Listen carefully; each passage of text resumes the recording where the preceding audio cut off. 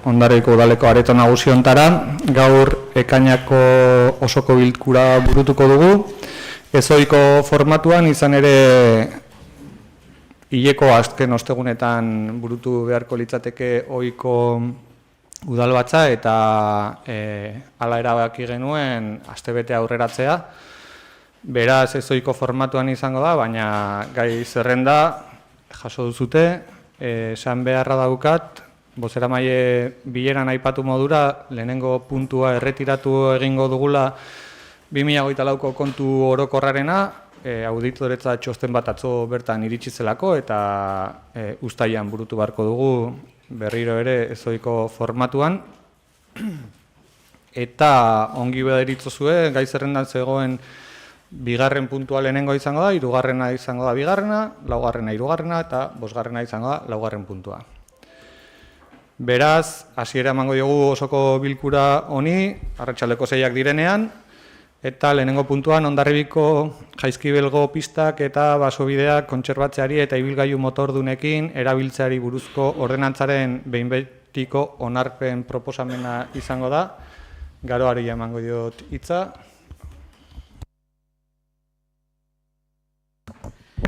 Bai, arratsalde on guztioi eta eskerrik asko Igor. Gaur ekartzen dugu Jaizkibeleko ordenantzaren behin betiko proposamena. Prozesu hau hasi genuen aspaldian, baina administratiboki esan dezakegu martxoko udalbatzara ekarri genula behin-behineko proposamena, aurretiazko kontsulta publikoa, alegazioen epea apirilaren 22 ekainaren 3 izan zela, eta ordutik, oaintzen ekainan ere bagaude, ordan adierazteko, egin ditugula ere 2 batzorde, lehenengo berri ematekoa, bestea diktamenatzekoa, bai ikusten genuen, nahi genula ordenantza hau indarrean egotea udara honetarako.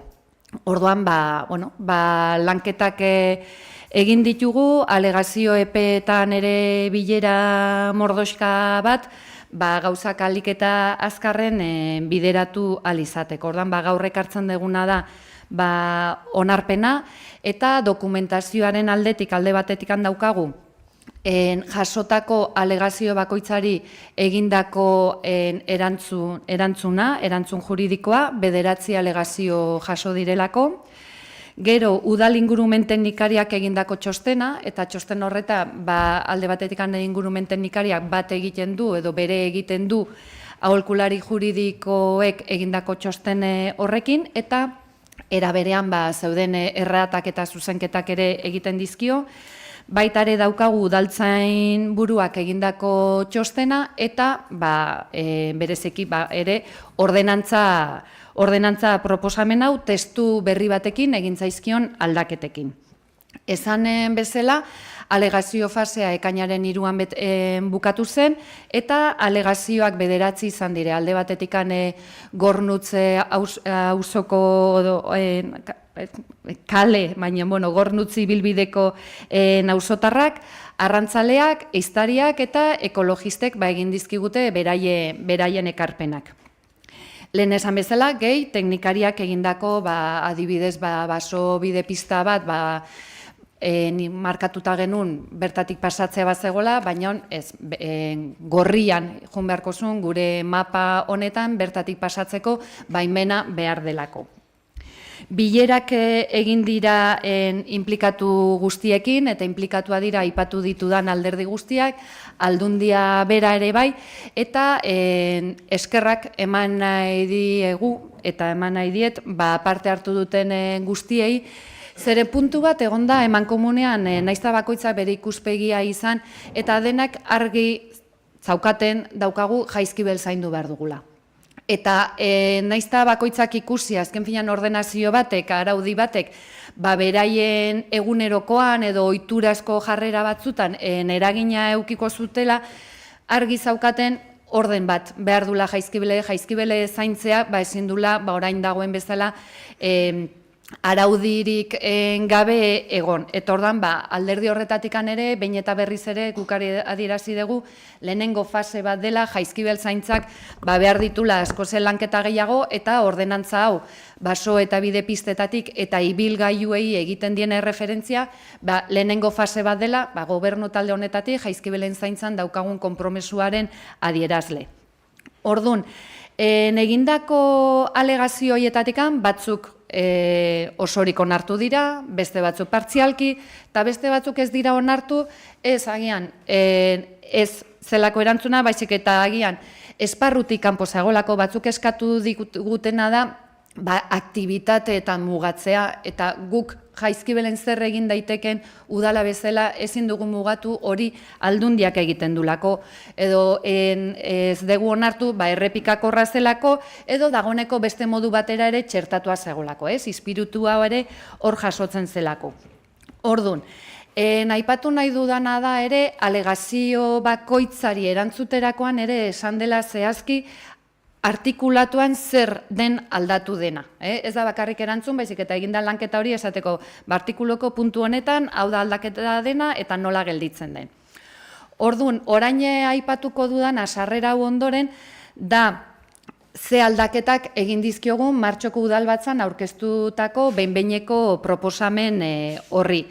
Aipatu nahi dudana da, artikulatu kopuruetan, xedapenetan eta erazkina berdina dirala. Ez dugu artikulu berririk sartu, baina bai egin duguna izan dira esaldiak osatu, edo artikulatu baten barruan atal bat sortu, edo letra berriren bat. Orduan, hori da, eta aipatuko ditudana dira, egin ditugula 6 aldaketa. 6 aldaketa horietan, jungo naiz aipatzen, adibidez, 3. artikuluan, alegazio batek esandakoari esker, zehaztu dugu Jaizkibel dela kontserbazio bereziko eremua 2013 esker ordan, hori, adibidez, txertatu dugu. Gero, 6. artikulua, aipatzen duna ibilgailu motordunak erabiltzeko mugak, kasu horretan, esaldian ere osaketak egin dugu eta jarri dugu aldi bateko mugak edo eremu bateko mugak ezarri halko direla ordenantza honen baitan eta habitat naturalak babesteko eremu basatietako ugalketa garaietan ere erreferentzia horiek sartu ditugu. Hauek bereziki izan dira ekologisten aldetikan jasotako ekarpenak. Gero daukaguna da 7. artikulua, eta 7. artikulua da baimenei erreferentzia egiten diena. Eta hemen bai da, eta hasieratik aipatu genuena, bereziki erreferentzia egiten die, ehiztari eta arrantzalei. Lehenengo bertsioan, arrantzaleek eta ehiztariek ez zaukaten baimen aukerarikan, kasu honetan gaur ekartzen dugun honetan, ehiztariek eta arrantzaleek edukiko dute baimena pistetatik sartzeko, baina zehaztu dugu zein kasutan eta nola. Orduan, horretarako 7. artikuluan, bereziki 7.c puntuan, eta irakurriko dut, jarri dugu letra berri bat, parrafo oso bat, eta bertan esaten duna da, ehiza eta arrantza jardueretarako erabiltzen diren ibilgailuak, horretarako bereziki gaitutako aparkatzeko lekuetara joateko. Horiek baimenean zehaztuko dira. Ehiztariak ehiza postuen eremura ere sartu ahal izango dira, beren ibilgailuekin ehiza postuak eraiki eta mantentzeko. Azken finean, bideetatik joan ahalko dira ehiztariak alde batetik mantenu lanak egin behar badituzte, eta beste alde batetik ehiztariak eta arrantzaleak ehiza eta arrantza moten arabera, baina bai mugatu duguna da, eta ez dago ordenantzan jasota, baizik eta alegazioetan eta gero emango diren baimenetan, pistetatik sartzea ez du esan nahi edo non aparkatu daitekenik edo kotxea utzi halko denik, baizik eta zehaztu duguna da zeintzu diren eremu zehatzak. Eta egin dugu bai Jaizkibelen itsasoari begira eta baita ere esan dezakegu justizetikan alorrean zeintzu diren aukerak. Ordan hori jasota dago, ezberdindu dugu ehiza ere, ehiza mota ezberdina, postuena den, librekoa izan, oiagorketariak edo bekaderos esaten den horietan, ordan bakoitzari jarri diogu non aldun aparkatu eta non ez eta ze garaien arabera. Ordan hori da gaur ekartzen dugun ordenantza honetan dagoen aldaketa nagusia. Gero ere, 8. artikuluari erreferentzia egiten, txertatu duguna da, baimenak eskatzeko moduak. Azken finean, auzotar batek bere baserria edo nekazal batek, abeltzain batek, bere ustiapena duen tokitikan, pista gu kontsideratutako baldin bada baimena behar duena, beraiek beharko dute eskatu baimen orokor bat, urtebeteko balio izango duna, barkatu auzotarren kasuan, mugagabea, esan beharko digute ze kotxe matrikula daukan eta hortik halko diren pasa, nekazarien kasuan ere bai, baina arrantzalen kasuan edo iza librekoak beharko dute baimen bat eskatu eta urtebeteko baimena izango da. Eta gaudenean eiztarien kasuan, baina eiza denean postuetakoa edo oiagorketari kasuan, hemen zehazten duguna da 8 puntua, kasu honetan, udaleko zinegotzigo eskudunak baimenak lortzeko behar diren dokumentuak ezarriko ditu, eta horiek eiztarian elkarteari, gure kasuan bereziki azeri elkarteari, emango dizkio. Elkarte horrek une bakoitzean eiza postuak eta oiagortegiak betetzen dituztenei emateko. Beraz, hemen ere zehaztu duguna da, baimenak emateko perfil ezberdinak eta bakoitzak jakingo du eta azalduko zaio zein dan berari dagokiona. Hau izan da ere, aldaketa nagusietako bat, gero sartu duguna da, azken xedapenean ja salto egiten duguna da, eta hau ere bai, alegazio baten eskariz, galdera zen nola aldatu daiteke ordenantza hau. Ordan hemen sartu duguna da, alkateak proposatuta aldatu ahal izango dela, aldez aurretik dagozkion txosten teknikoak eginak eta osoko bilkuratik pasa beharko dela. Ordan hori ere da ordenantza honetan jaso duguna. Eta gero bukaeran, honek badaukaen anexoa, azken finean esaten duena zeintzu diren aparkalekuak, naizta hormigonatuak egon zeinetik ezin den pasa, eta hemen alde batetik errata bat genuen, aparkaleku bat pasa zitzaigula, tiro zelaiko aparkalekua ez genuen lehenengo bertsioan sartu, eta ordan hori sartu dugu, baina aparkalekuen inguruko lanketan, ikusi da, zenbait aparkalekuetan, sortuko ditula gora berak bereziki tiro zelaia aurretik antenatako bidean, hor ezingo da pasa, momentu honetan karabana askok erabiltzen dute aparkaleku hori iztearekin domino efektu bat egongo da, eta badakigu tiro zelaiko tokietara joango direla karabanak eta kanperrak eta, orduan jarri duguna da, ordenantza honeren baitan aurrikusten diren aparkaleku horietan udalak ordutegi bat jartzeko aukera izango dula. Ez dugu esan zein den ordutegia eta zeinekin, baina bai iriki dugu atea guk erregulazio hori egiteko eta lanketa horrekin hasiko gara ere udara honetan. Eta orduan, hau da gaur onartzeko ekartzen deguna, behin onartuta gaon publikatu behar da, gaon publikatu ondoren 15 lan egunetan egon behar du, eta orduan sartuko zen indarrean. Horregatik esaten genuen, udara honetarako iristea nahi genula, nola juten diran epe horiek, eta baita ere jakin alegazio bakoitzari erantzuna egingo diogula. Erantzun individuala, behin gaur plenotik pasa ondoren, beraz jarraituko dugu dagokion tramitazioarekin. Eta hau da gaur dakarkiguna. Eskerrik asko Garoa, ez dakit balorazioen tartea irikiko deu. Bai, Galixa? Bai, arratsaldeon guztioi, eskerrik asko. Hasi nahi dugu gure interbentzioa eskerrak emanez, entzun gaituzuela sentitu dugu. Garoak ondo aipatu duzun bezala, pixkat presaka ibili gera, 3-4 astetan dena, martxotik, bino gero bai batzorde batean, gero alegazioak erantzun dira, txostena jaso genuen, eta aurreko astean, nolabait gure ekarpena, gure eskaerak hortzeuden, ez?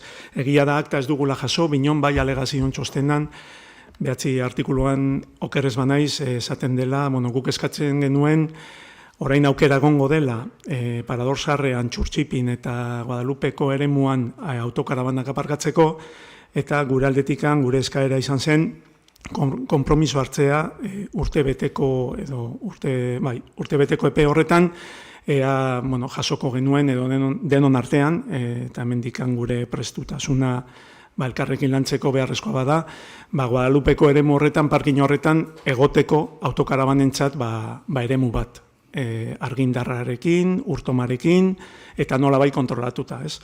Egia da, akta ez dugula jaso, diktamena ez dela agertzen, bai alegazion txostenean, eta, ulertzen dugu, nolabait gobernuaren aldetikan konpromiso hori dagola.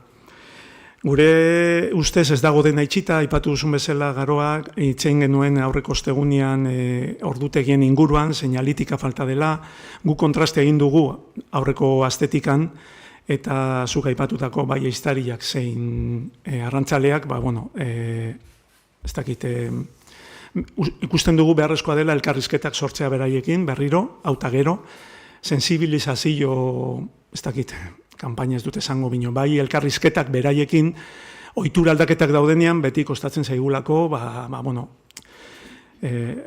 konturatzea edo barneratzea, ez? Nik uste dut azkeneko urtetan elkarlanean egon garela diputazioa, udala, ehiztariak, arrantzaliak eta arrisku egoeretan ere bai hor egon direla, Jaizkibelen daude egunero eta maite dute guk hemen gauden guztiok bezala, eta beharrezkoa ikusten dugu beraiekin egotea horretarako. Aipatu duzun ere bai, Santelmoko parkin hori, Tirozelaiko parkina horretan, pentsatzen dugu arazoak sortuko direla, ezin izango da, naizta asfaltatuta edo hormigoiko pista egonda antena eta nion, ezin izango da pasa, orduan han egoten diren kotxiak, karabanak edo, etorriko dire Santelmo eremura, hor badakigu zenbat lizentzia daude ehiztarien aldetikan, eta asteburutan eta beharrezkoa izango da kontrola, egotea, elkarrizketak, eta nolabait denok ulertzea, autokarabanentzat kasu honetan ordutegia jartzen bada, oraindikan ez dugula landu edo ez dakigula, Guadalupeko eremura bideratzea edo beste nonbaitera, eta era horretan, Santelmoko parkin horretan txikila geldi daiteke, ez dago aukera handirik obrak edo desmonteak egiteko, eta bai ikusten dugu, oraindikan gauza batzu falta direla, ez? Nik garoa pentsatzen du bitartikare lana egin beharko duzula beraiekin, basozainekin, eta ikusten dugu ez dagoela guztiz itxita, eta gure bozka abstentzio izango da. Eskerrik asko. Eskerrik asko, beste interbentziorik, Josu? Bai, behin eta beti eskertu egindan lanatikan. Yo creo que el trabajo que se ha realizado ha sido un trabajo interesante y participativo. En cualquier caso, hay lagunas que entendemos que todavía se pueden mejorar. Yo creo que hay cuestiones que se pueden ampliar, efectivamente. Y, quizás vemos que hay unas lagunas bastante sustanciales que yo creo que no están contempladas en esta ordenanza y de alguna forma nosotros iremos a la abstención. Pero en cualquier caso, quiero enumerar un tema, y es que yo insisto, vamos a hacer una ordenanza, pero en el lugar donde vamos a hacer la ordenanza tenemos un problema, y que es la telefonía. Yo lo insisto, lo digo y lo dejo aquí. Es un tema que ya sé que no tiene nada que ver una cosa con la otra, pero al final, en todo un tema que es el tema de caravanas, hay un tema de telefonía, hay una zona en la cual no hay cobertura, hay sitios ciegos, hay gente que pasa, en lugares en concreto. No tiene nada que ver, pero en cualquier caso lo digo, y en cualquier caso tengo que decir que el trabajo que se ha realizado es un trabajo interesante, pero en todo caso todavía faltan algunas cuestiones y de momento nosotros vamos a ir a la abstención. Eskerrik asko. Eskerrik asko, beste hitzartzerik, Lupe? Bai, arratsaldeon. Araudi hau Jaizkibel mendia babesteko eman beharreko pausoa dugu, eta horregatik gure bozka aldekoa izango da. Guretzat, Abotsanitz udal taldearentzat funtsezkoa da natura ondarea zaintzearen alde lan egitea, eta gobernura iritsi bezain pronto abiatu genuen lanketa hau. Lanketa luzea izan da, bilera ugari ospatu ditugu mendia eta mendiko bideak erabiltzen dituzten kolektiboekin, erantzunkizun ezberdinak dituzten instituzioekin, bertan lan egiten dutenekin, bertan bizi direnekin eta abar luze bat. Dokumentu honek Jaizkibeleko pisten eta basobideen erabilera arautuko du. Udalari dagokio eta zegokion araudi hau onartzea, baina urteetan egon den araudi eza gure herriko ondare natural garrantzitsuena dena kaltetzen duten erabilera ohitura ahalbidetu ditu azken hamarkadetan. Txurtxipigunea, adibidez, baimenik gabeko kanpaldi libreko gune bihurtu da, eta ondorio latzak izan ditu inguruan. Herrira gerturatu diren autokarabanak Guadalupeko aparkalekura bideratuak izan dira, eta ondorioz autokarabanen aparkaleku bihurtu zaigu. Motordun ibilgailuak pentsaezinak diren lekuetara iritsi dira, eta abar luze bat. Eta egoera guzti hauek zuzendu behar dira. Esan dudan bezala, hau da Jaizkibelgo natura eta kultura ondarea babesteko behar diren neurri askoren artean lehena, eta nola ez gure babesa izango duena. Eskerrik asko. Mi esker, ongi badiritzozue edo beste zerbait aipatzeko. Ongi badiritzozue, bozketara pasako gara, lehenengo puntu honetan Hondarribiko Jaizkibelgo pistak eta basobideak kontserbatzeari eta ibilgailu motordunekin erabiltzeari buruzko ordenantzaren behin betiko onarpenaren aldeko bozkak. Abstentzioak, gehiengoz onartuta.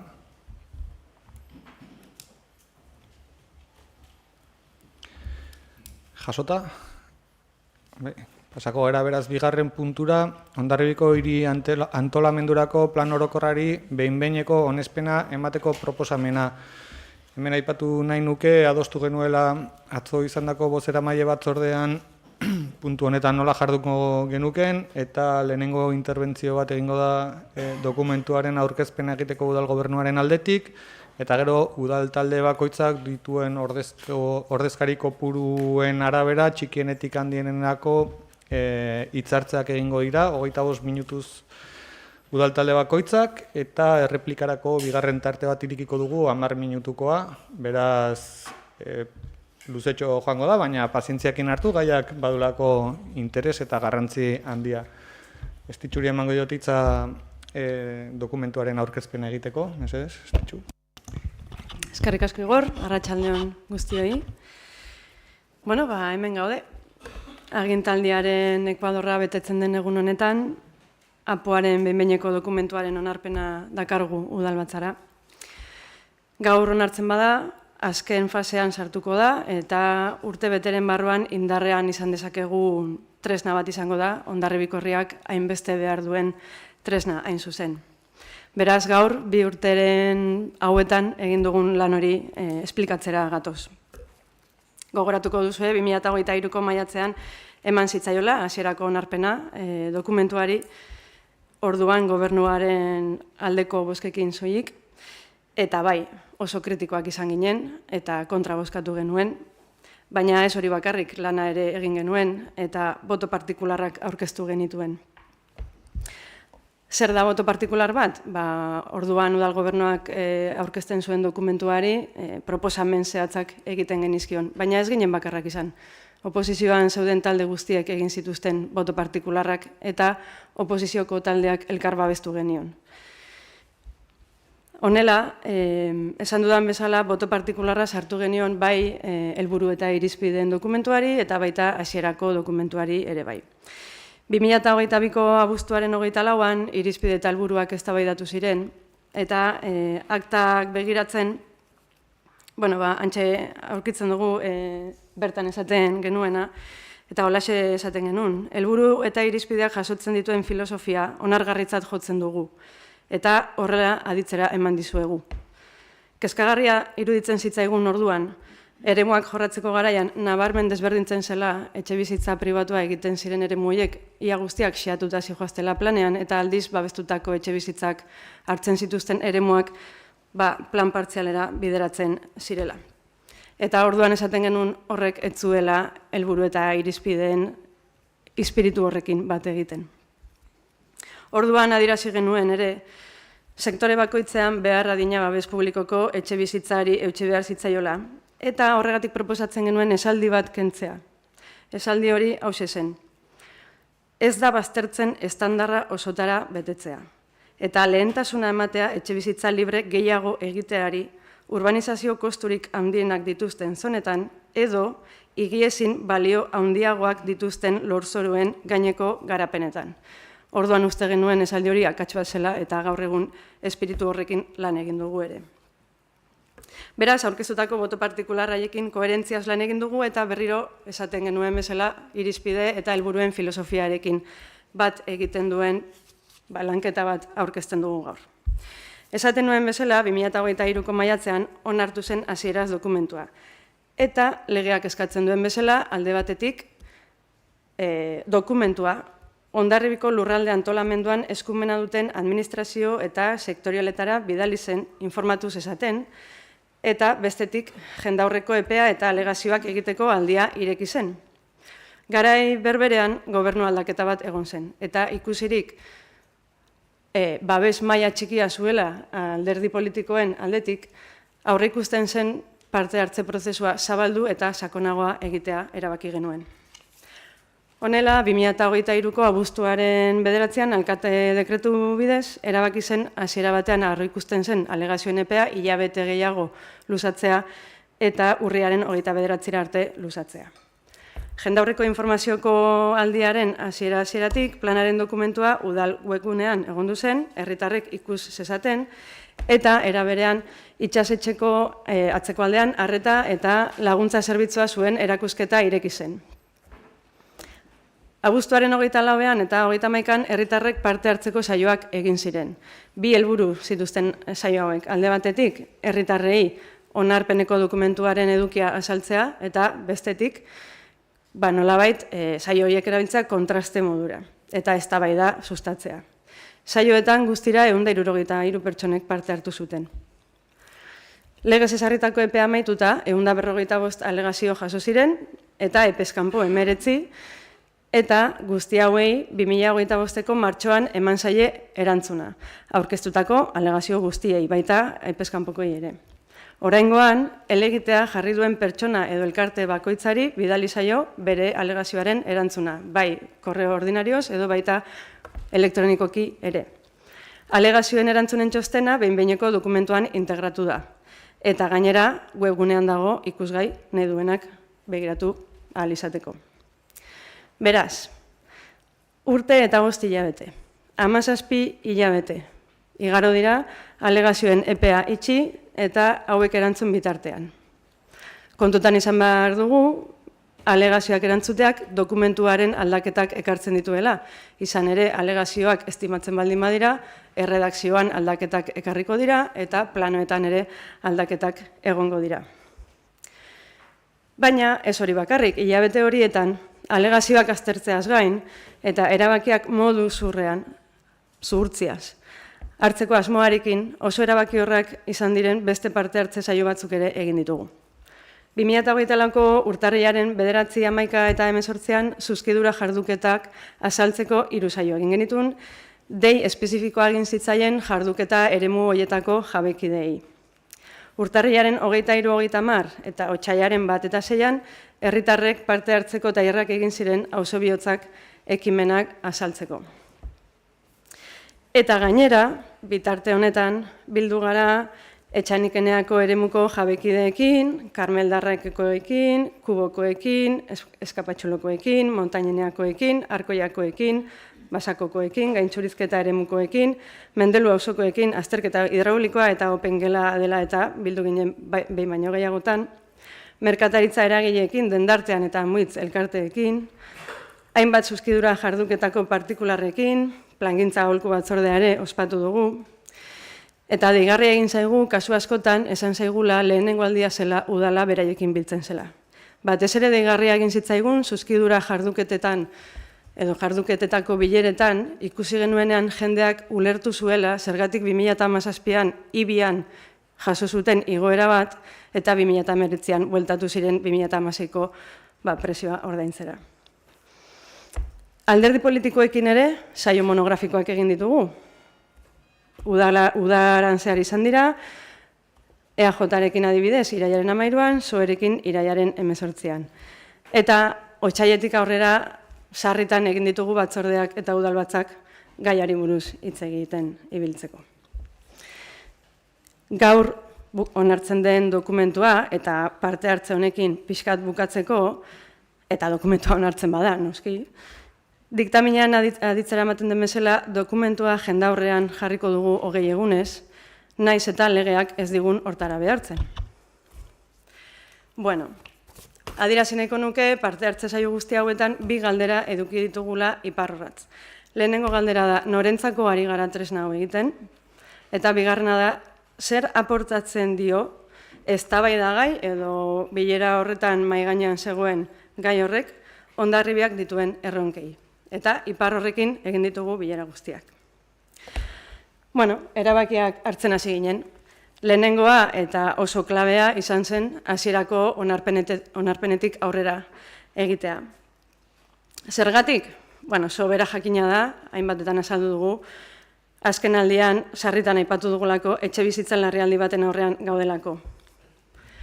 Evidentzia empirikotan oinarritzen gara hau esateko, esperientzian alegia. Lehenengo pertsonan bizi dugu. Bankada honetan eserita dagoen pertsona batek baino gehiagok, herria utzi behar izan du beste norabait bizitzera joateko. Beste batzuk, urte luzeren ondoren, sortea eduki dute bueltatzeko. Baina ez esperientzia empirikoan bakarrik, baditugu datu objektiboak sobera, hau justifikatzen dutenak ere bai. Hor dauzkagu etxebideko eskabatzaileen datuak, Eustat, Udalerrolda, etxe bizitzaren behatokia, eta planak berak aurrerakinetik behin eta berriz jasotzen dituen datuak. Esaten nuen, hasierako onarpenetik aurrera egitea klabea dela, ez digulako aldaketa sustantzialak egiten utzi. Jendeak uler desan, aldaketa sustantziala edo ez esanguratsua, apo bezalako tresna arautzaile batean kontzeptu juridiko bat da. Baina ez du aldaketaren izaera modu kolokial batean ulertuko genuken moduan mugatzen.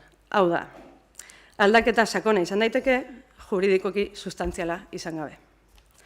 Puntu honetara iritsita, gure esker zintzoenak eman nahi dizkiegu udal funtzionario eta langilei, egindako lan fin eta zorrotzagatik. Askori, baina bereziki idazkari jaunari, udal arkitekto buru Andreari, eta gainontzeko arkitekto tekniko administrari eta aholkulariei. Administrazio honen eta herritarren interesen aldeko defentsagatik. Hau esan da, aldaketak zeintzuk dira.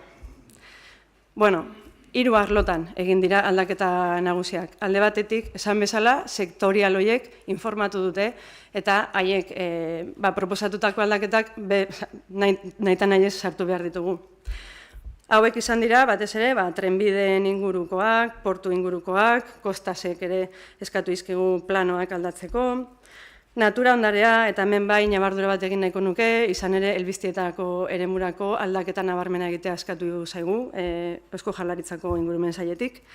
Eta batez ere buru konbina handiena edo lan gehiena eman diguna izan da, kultur ondarearen arloan eskatu zaiguna, izan ere 2023an legea aldatu zen eta lege honetara egokitzeko katalogo guztia aldatu behar izan dugu, eta benetan lan andana izan da.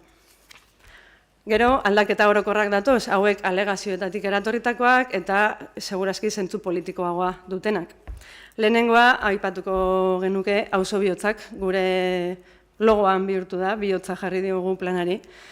Eta, ekimen horri esker, espazio publikoaren berrantolaketa polizentrikoa lortu nahi dugu. Auzo guztietan, herritarrek nortasuna duten espazio libreak berreskuratu eta identifikatzea nahi da. Gune horietan, ekipamenduak eta 3. sektoreko jarduerak kokatu nahi dira lehentasunez. Bereziki, merkataritzakoak, eta espazio horietan barrena oinezkoentzako eta txirrindularientzako konexio eraginkorra sustatu nahi da. Guztira, udalerrian 12 auzo-bihotz proposatzen dira konsolidatutako hirian, eta garatuko diren eremu berri horietan berariaz diseinatuko dira eremu horiek. Bigarren aldaketa arlo nagusia izan da babes publikoko etxebizitzen transferentzia mugatzea.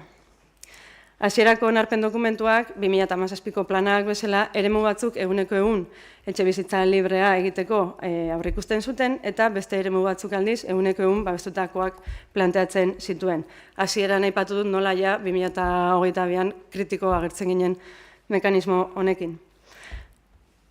Hasierako onarpenaren ondoren egindako parte hartze saio guztietan herritarrek nahiko nabarmen erakutsi zuten transferentzia mekanismo horren aurkako iritzia.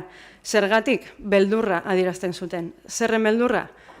Pribatuak edo publikoak egitea eta pribatuak edo libreak egitea eta gero publikoak egiteko zailtasunak edo inkluso ez egikaritzea gertatu ote ziteken. Honela erabaki zen mekanismo hau, alzen enean minimizatzea. Basako zen mekanismo hau bere maksimuetara eramaten zuen garapena. Eremurako aurreikusten zen jarduketa motak gainontzeko eremu guztiak baldintzatzen baizituen. Basako urbanizagarri izan da, babestutako etxe bizitzaren estandarra 175koa beharko luke, eta jakina denez, dena goi mailako etxe bizitza librera destinatzen zen. Gainontzeko jarduketa guztiak babestutakoa izatera kondenatuz. Honengatik, sortzen zituen mugikortasun arazoengatik eta igerlabarrak erakutsi digunagatik, Basako ez urbanizagarri gisa klasifikatzea erabaki dugu. Hau da, ez eraikitzea. Honek albideratzen digu, bermatzea eremu guztietan, guztietan, mixtura egongo dela. Etxe bizitza tipologia ezberdinak elkarren ondoan eraikiko direla. Eraikigarritasun globalari dagokionean, Basako esparrua ezabatzeak, esparru horretan aurreikusten ziren etxe bizitza edo eraikigarritasun hori gainontzeko esparruetara eramatea ekarri du. Eremuek gehikuntza hau jasan zezaketen, eraikigarritasuna legeak markatzen zuen minimotik oso hurbil zegoelako. Honek, hau da, aldaketa honek, eraikigarritasun hori handitzeak hiri eredu dentsuagoa modelatuko du. Bizigarriagoa, jasangarriagoa. Gainera, eraikigarritasuna handitzeak eta transferentzia ezabatzeak jarduketen bideragarritasuna ekonomikoa errazten du etxanikeneak demostratu duen bezala. Lurzoruaren ondareari dagokionean, APOaren berritasun nagusienetako bat da ere, promotoreek etxe bizitzak eraikitzeagatik eman ohi duten konpentsazio ekonomikoaren ordez, erabat eraikitako etxe bizitzak entregatzea udalari. Hau da, udala konpentsatuko etxe bizitza horien jabe izango da. Sortzear dagoen etxe bizitza sailak kudeatuta eta alokairu sozialerako jartzeko. Eta egingo dut olako argazki bat, ez? Ze egoeratan gelditzen diren orain jarduketa guzti hauek. Esaten nuen bezala, Basakon 236 etxe bizitza aurreikusten ziren eta orain ez da etxe bizitzarik egingo, hau da, ez urbanizagarri bezala klasifikatuko da. Montainenean, hau xeatuta jongo da planean, xeatuta joteak esan nahi du plana onartu eta hilabete gutxiren buruan eraikitzen hasteko moduan egon gaitezkela. Montainenean, lehen 45 etxe bizitza aurreikusten ziren lekuan, orain 84 ikusten dira. Eta, kasu honetan, 133 izango dira babestutako etxe bizitzak, 133 izango da regimen librea eta 133 izango da prezio kontzertatua. Hemen, ikusten dezuen bezala, ez da etxe bizitza babestuaren estandarra guztiz betetzen eta konpentsazio hori muliateko eremura eramango da. Baina, mixtura betetzen da. Kubo Madalena Labrederreko eremurako hau ere xeatuta jongo da, eta hemen etxe bizitza kopurua ez da lehendik aldatzen, 85 etxe bizitza izango dira oraingoan ere. Kasu honetan 162,5 izango dira libreak eta 137,5 izango dira babestutakoak. Etxanikenea hauxe ere xeatuta jongo da planean bertan, eta guk kontsideratzen dugu, nolabait, hau bai izango dela giltzarri edo, emergentzia habitazional horri lehenengo bultzada nagusia emango dion eremua. Eta hemen, lehengo planean, dena babestuta aurreikusten zen lekuan, orain legeak aurreikusten ditun portzentaiak beteko ditu. Lehen 250 etxe bizitza aurreikusten ziren, orain 355, eta estandarrak dira 155 babestutako etxe bizitza, 120 tasatua eta 125 librea. Ondoren, karmeldarrak garatzeko asmoa daukagu, eta kasu honetan etxanikenearen eredu berdinean gaude. Lehen guztia babestutako etxe bizitza zen, eta orain babestutako estandarra beteko da. Lehen 187 etxe bizitza aurreikusten ziren, orain 252. Eta azkenik Tudelenea botika garatzeko asmoa daukagu, eta aurreko bi kasutan bezala hementxe ere, lehen dena babestuta, orain estandarra betetzen da, lehen 309 etxe bizitza, eta orain 422 etxe bizitza aurreikusten dira.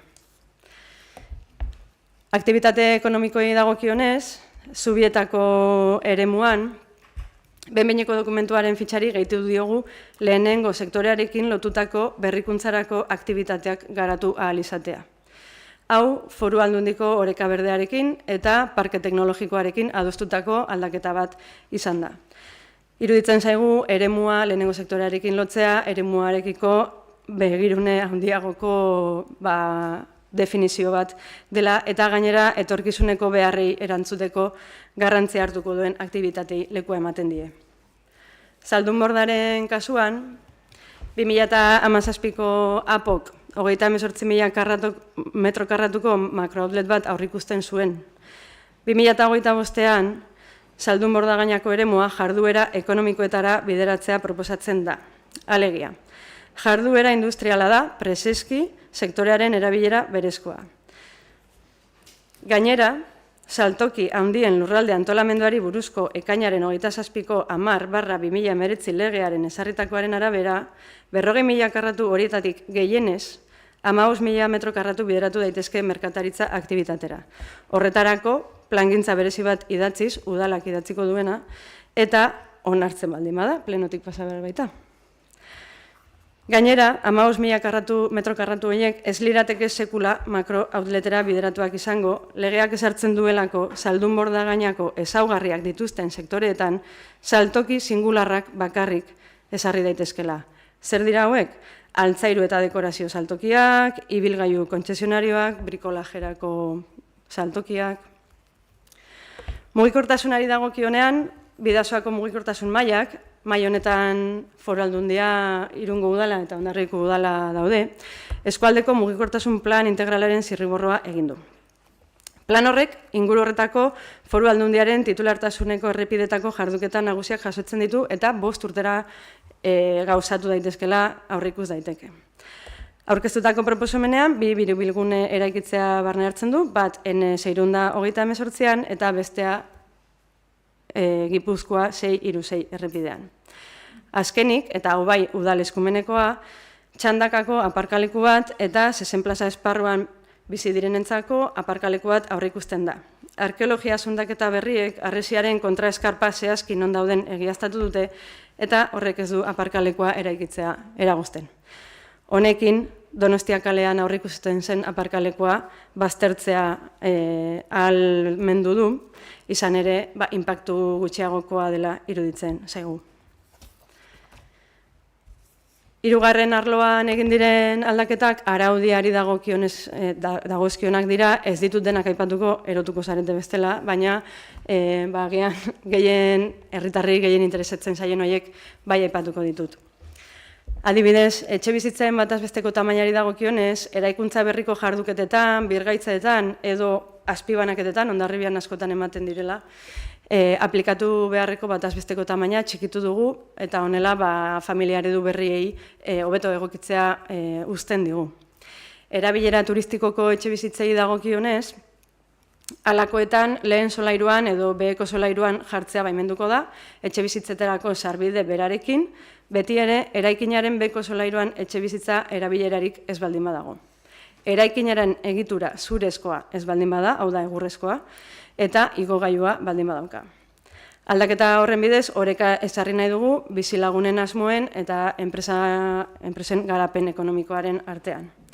Gainera, araudi berrira egokitzeko epe bat ezartzen da.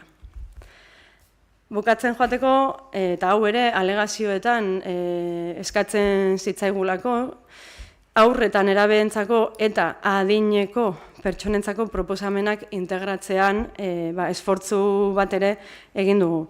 Honela, APOak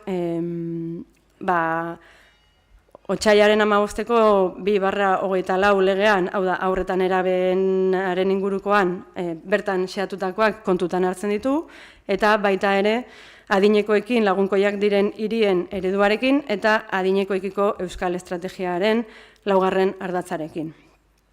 Honela, eskola inguruak nolabait antolatzeko ezaugarriak ezartzen ditu, eta batez ere nagusientzako azpiegitura eta zerbitzuei dagokienez, APOaren proposamenei esker eguneko zentroak eta beste sozializazio gune batzuk sortuko dira.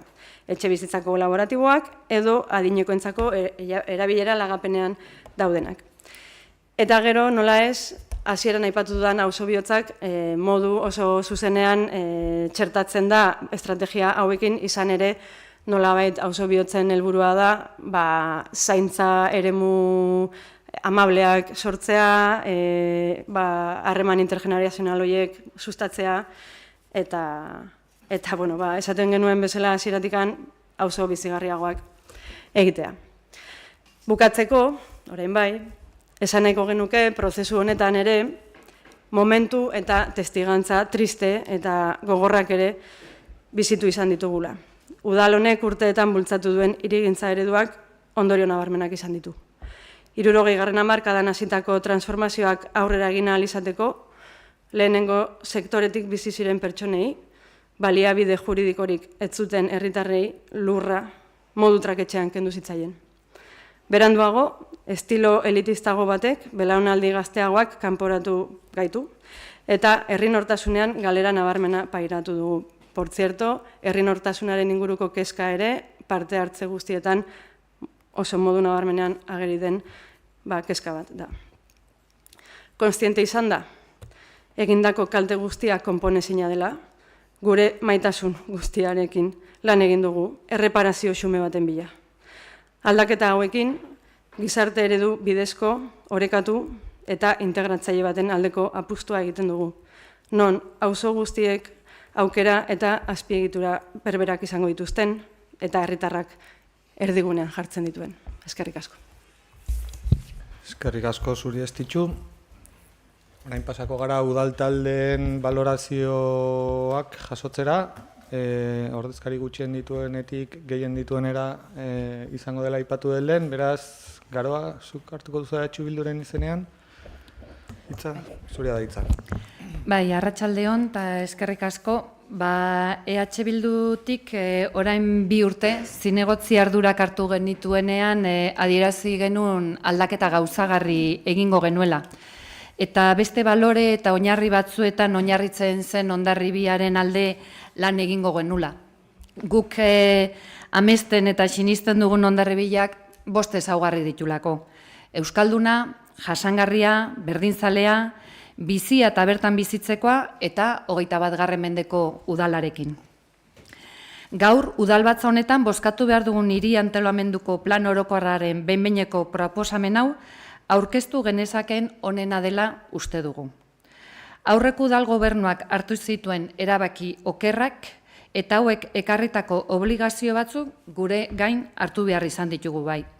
Baina ez diogu ardurari muzin egin eta egoerak eskatzen zuen ardurarekin jokatu dugu.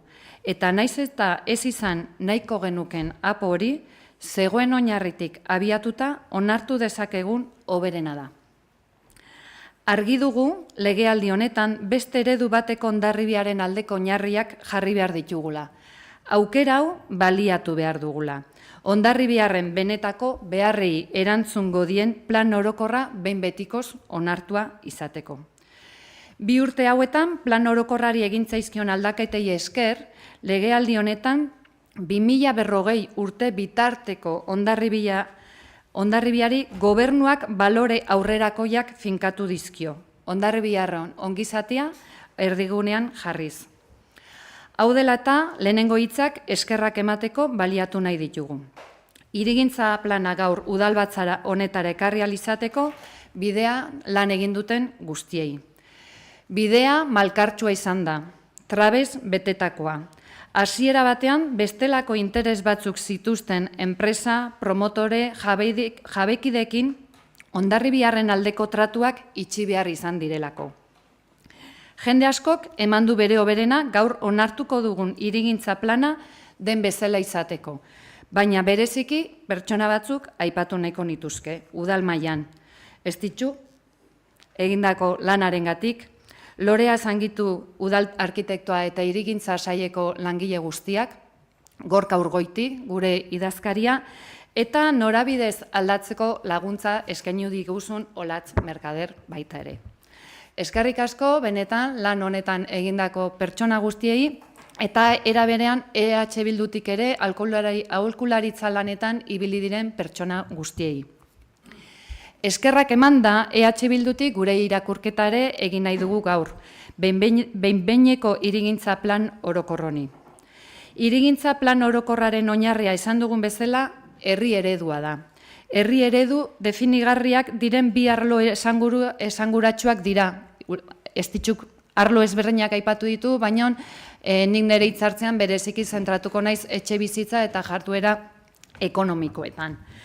Plan orokorrak behin-behinek definitiboa denean, lehen aipatu zagu, behin hau onartuta hemendik urte betera, 2026ko udararen bueltan izan daitekena, baina 2040 urte bitarteko Hondarribia definitzen digu. Gure iritziz, horregatik plan honek egungo eta etorkizuneko erronkak hartu behar ditu kontutan, behar hoiei erantzun behar die, naiz gaur idatzi.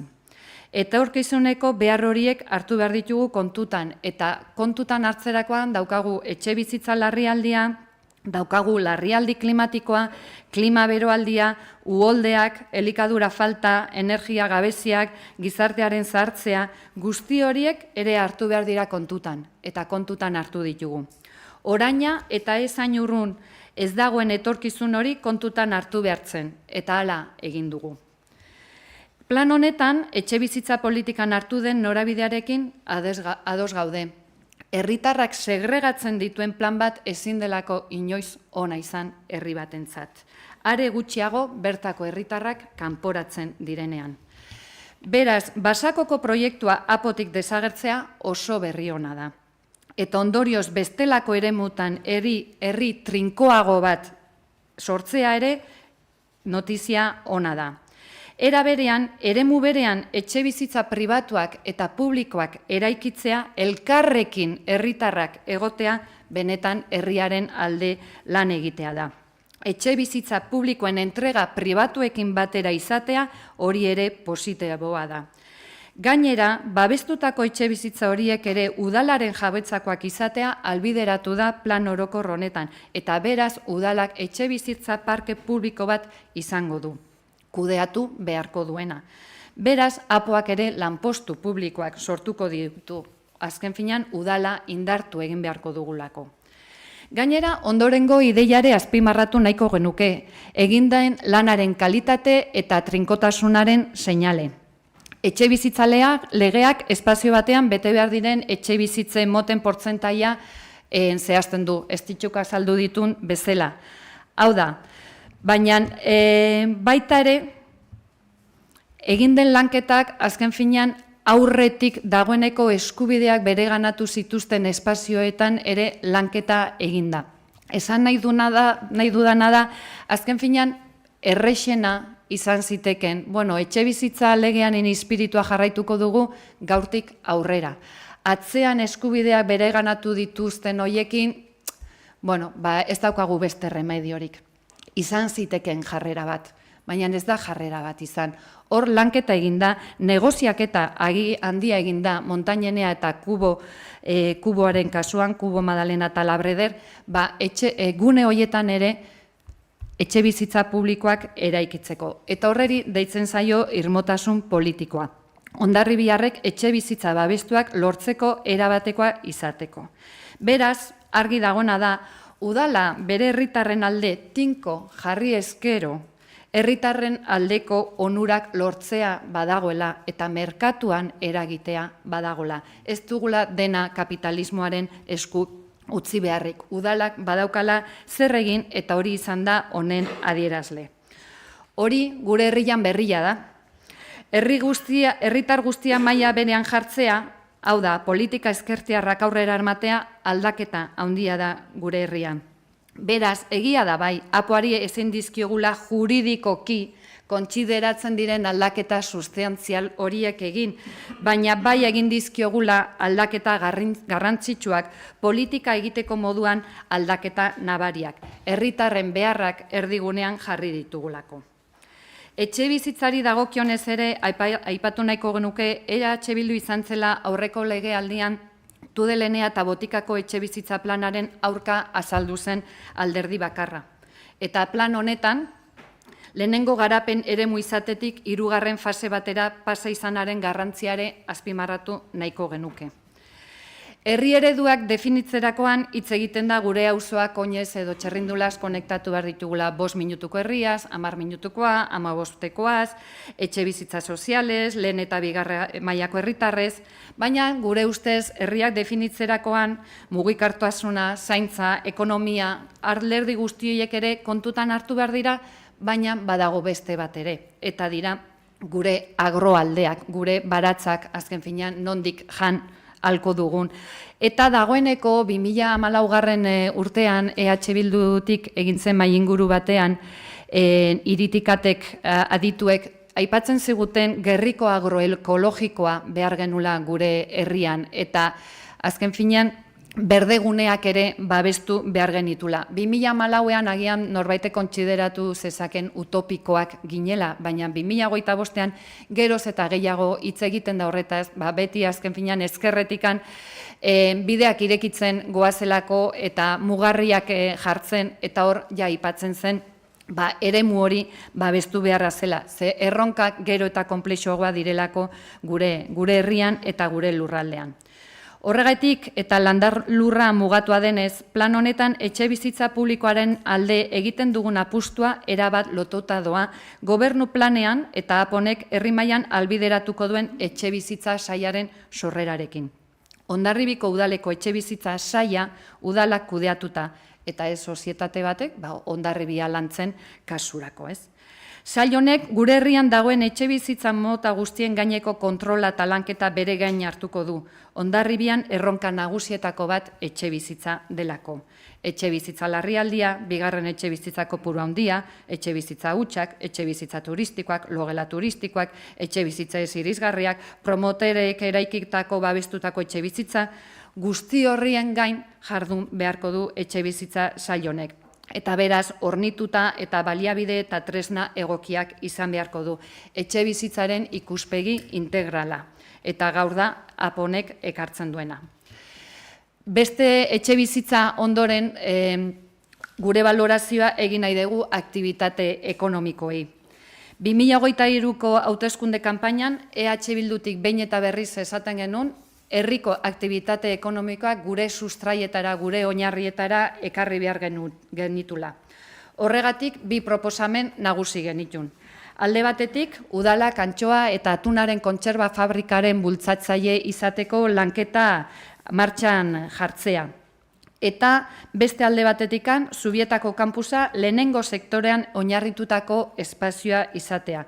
Elikadura eta enplegu berdean kokatu genituen azken finean gure eskaerak. EH Bilduk zer nolak Hondarribia nahi duen irudikatzerakoan begirada zabala dugulako, hori baita ezkerriko alderdiei dagokiona.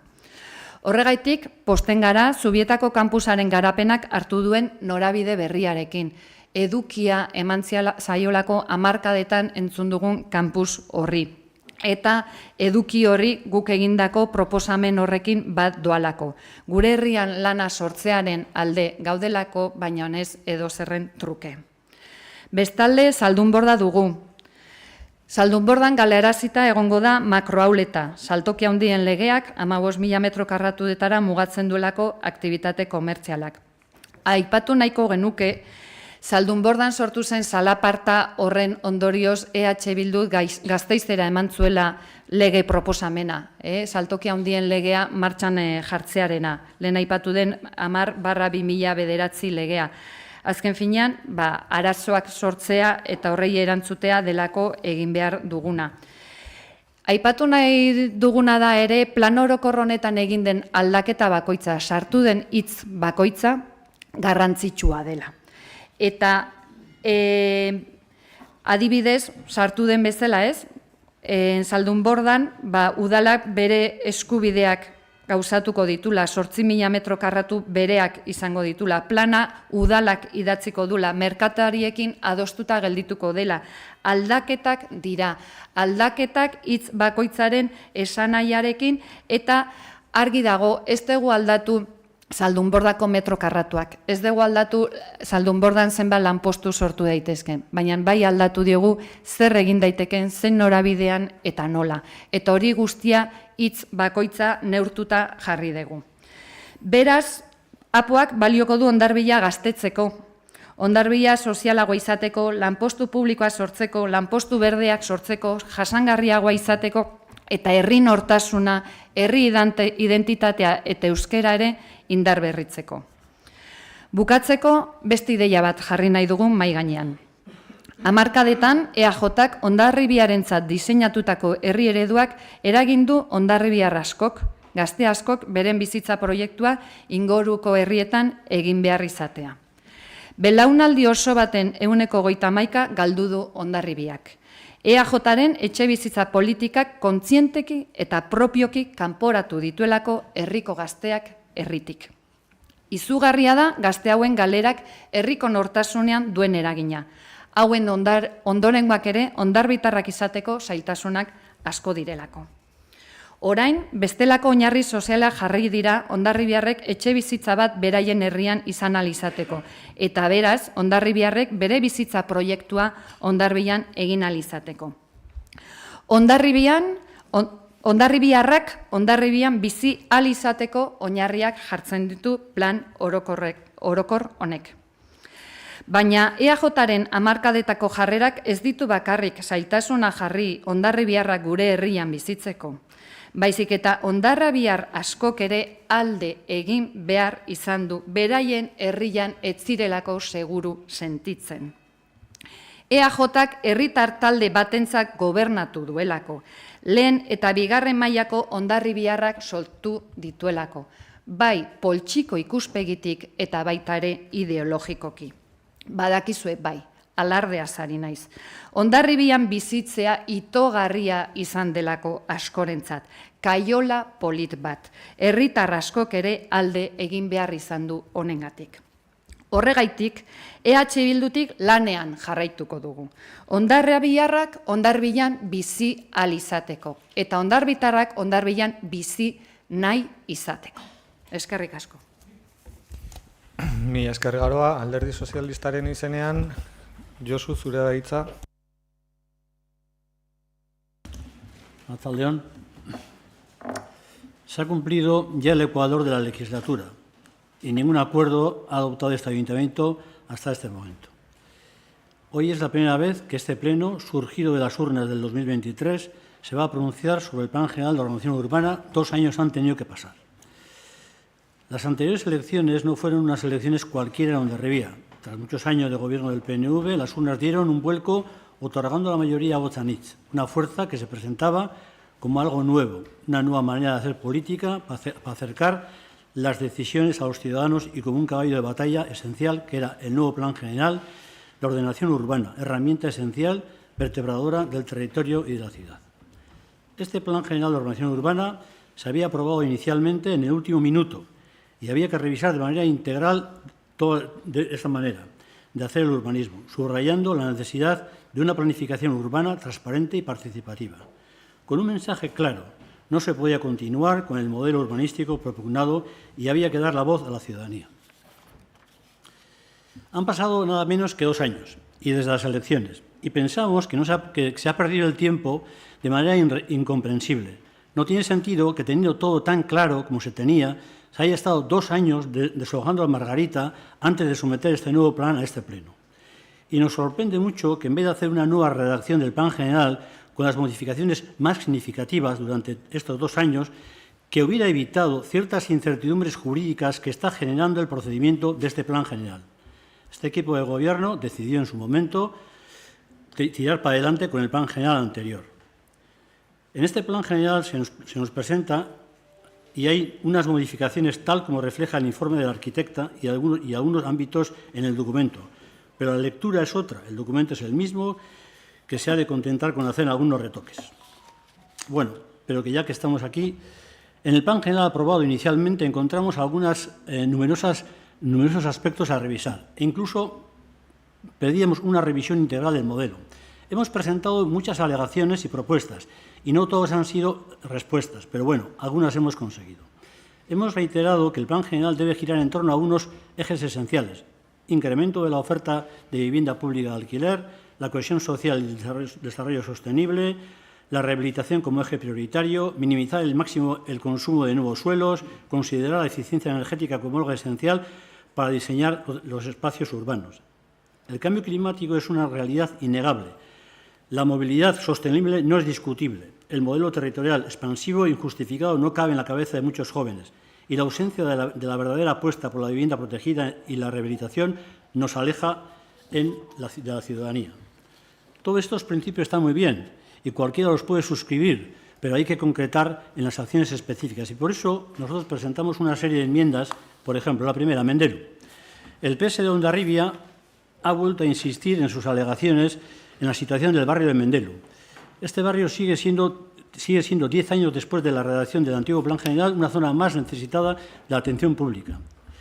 El propio plan tiene que el ámbito presenta una compleja problemática territorial urbanística: inundaciones, problemáticas de drenaje, impacto de paso elevado en la carretera, deterioro de contaminación de la regata de Subimusu, afecciones del tráfico, deterioro y baja calidad de las edificaciones residenciales, fruto de anteriores demandas de nuestro grupo. El negoció varias iniciativas, formulaciones del plan especial para definir las estrategias de regeneración y la renovación urbana necesaria. Y es que este barrio continúa siendo el gran olvidado de las políticas públicas de este ayuntamiento. La situación de inactividad, dejación en la adopción de medidas durante largo tiempo ha generado una aceleración de la degradación de las edificaciones. Hay diversas viviendas de esta zona que se encuentran afectadas por las ITES, que ordenan la ejecución de obras de alto impacto económico para muchas familias.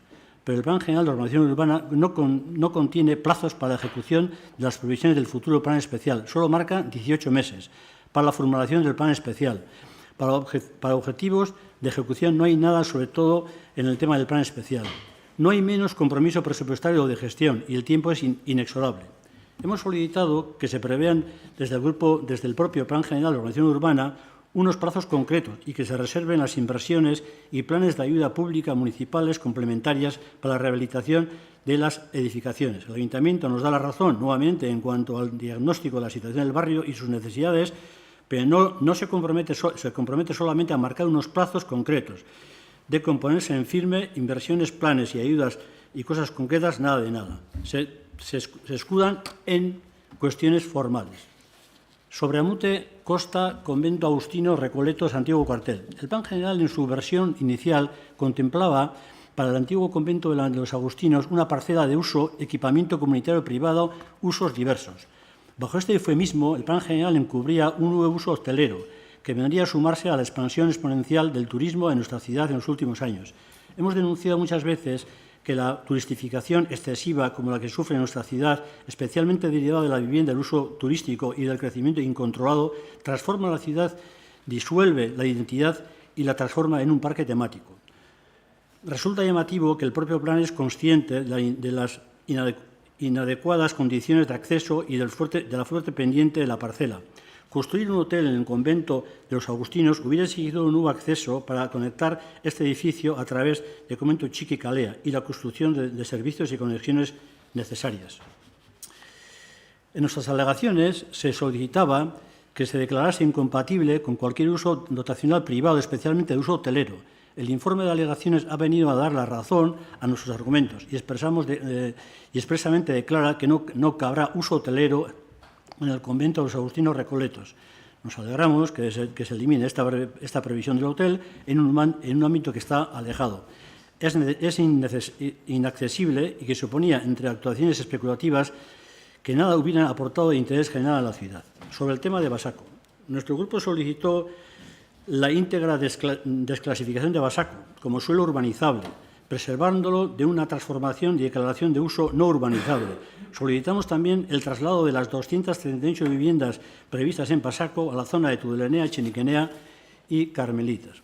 Al igual que nosotros, otros ciudadanos y ciudadanas han expresado su rechazo a esta actuación. El informe de alegación del Plan General estima nuestros argumentos y expresamente declara que Pasaco será clasificado como suelo no urbanizable. Pasaco es el ejemplo supremo de esta política alejada del interés general. Como grupo municipal ya nos ocasionó muchas dudas en el anterior Plan General de hace 7 años, pero ahora ya no podemos aceptar de modo alguno este modelo de ordenación.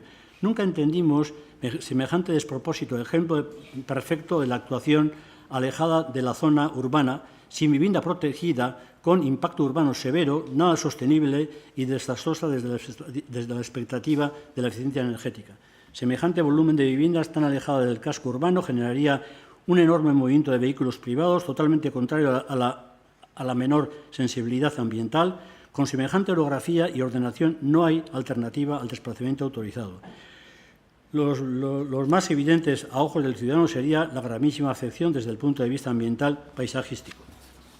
Por ello, solicitamos en su día que el ámbito de Pasaco fuera desclasificado, se mantuviera una zona agrícola y, en definitiva, se protegería el paisaje actual de la costa de Hondarribia. El informe de alegaciones del Plan General ha estimado nuestra alegación y se compromete a la declaración de Pasaco y convertirlo en suelo no urbanizable para proteger el paisaje de la costa de Hondarribia. Es una buena noticia para Hondarribia, pero estaremos atentos a que se cumplan los compromisos de desclasificación, manteniendo el paisaje en su estado actual. Sobre Jaizkibel urbanizazioa. Por el contrario, el Ayuntamiento ha desestimado la alegación del PSE sobre Jaizkibel urbanizazioa. La situación actual no es aceptable, no es admisible en nuestro ideario una suerte de ciudad privada, en la que tenemos que pedir permiso para pasar por la carretera y los viales. Creemos que el Ayuntamiento tiene que ejercer el control y decidir lo que se hace en dicha urbanización, no unos propietarios agrupados en una asociación bajo pretexto de una propiedad privada que hoy en día resulta incompatible con la normativa urbanística. Ya en el propio Plan General de Ordenación Urbana dice que la asociación no se ajusta en sus fines y configuraciones jurídicas a las previsiones alegadas actualmente vigentes. Por ello, solicitamos la regularización de la situación jurídica y urbanística, estableciendo mecanismos de control público y de adaptaciones del régimen de su urbanización a la normativa vigente. Resulta muy llamativo que el informe sobre las alegaciones del Plan General comparte nuestro diagnóstico y literalmente dice: compartimos el diagnóstico de la situación realizada en la alegación, pero luego desestima la alegación en base a pretendidos argumentos economicistas. No estamos de acuerdo y continuaremos reclamando el cambio de modelo. Sobre el tema de Zaldunborda, en la zona Ganchurizqueta nos volvemos a encontrar con el Plan General de Ordenación Urbana, vuelve a abrir posibilidades de implantación de usos comerciales en esta zona.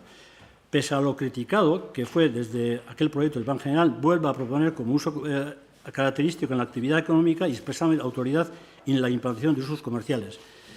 Nosotros defendemos en todo lo que es el tema de Zaldunborda que sea una actividad industrial y lo justificamos en su día. Entendemos que si queremos cambiar de modelo, hay una parte de industria que tenemos que generar en Hondarribia, porque no solamente es el comercio y el turismo, sino que hay que tal, y sobre todo el tema industrial, a veces cuando hay crisis, los elementos anticíclicos son los que de alguna forma luchan contra el tema del empleo y mantienen el empleo. Por lo tanto, queremos que esa zona tiene que ser exclusivamente una zona industrial.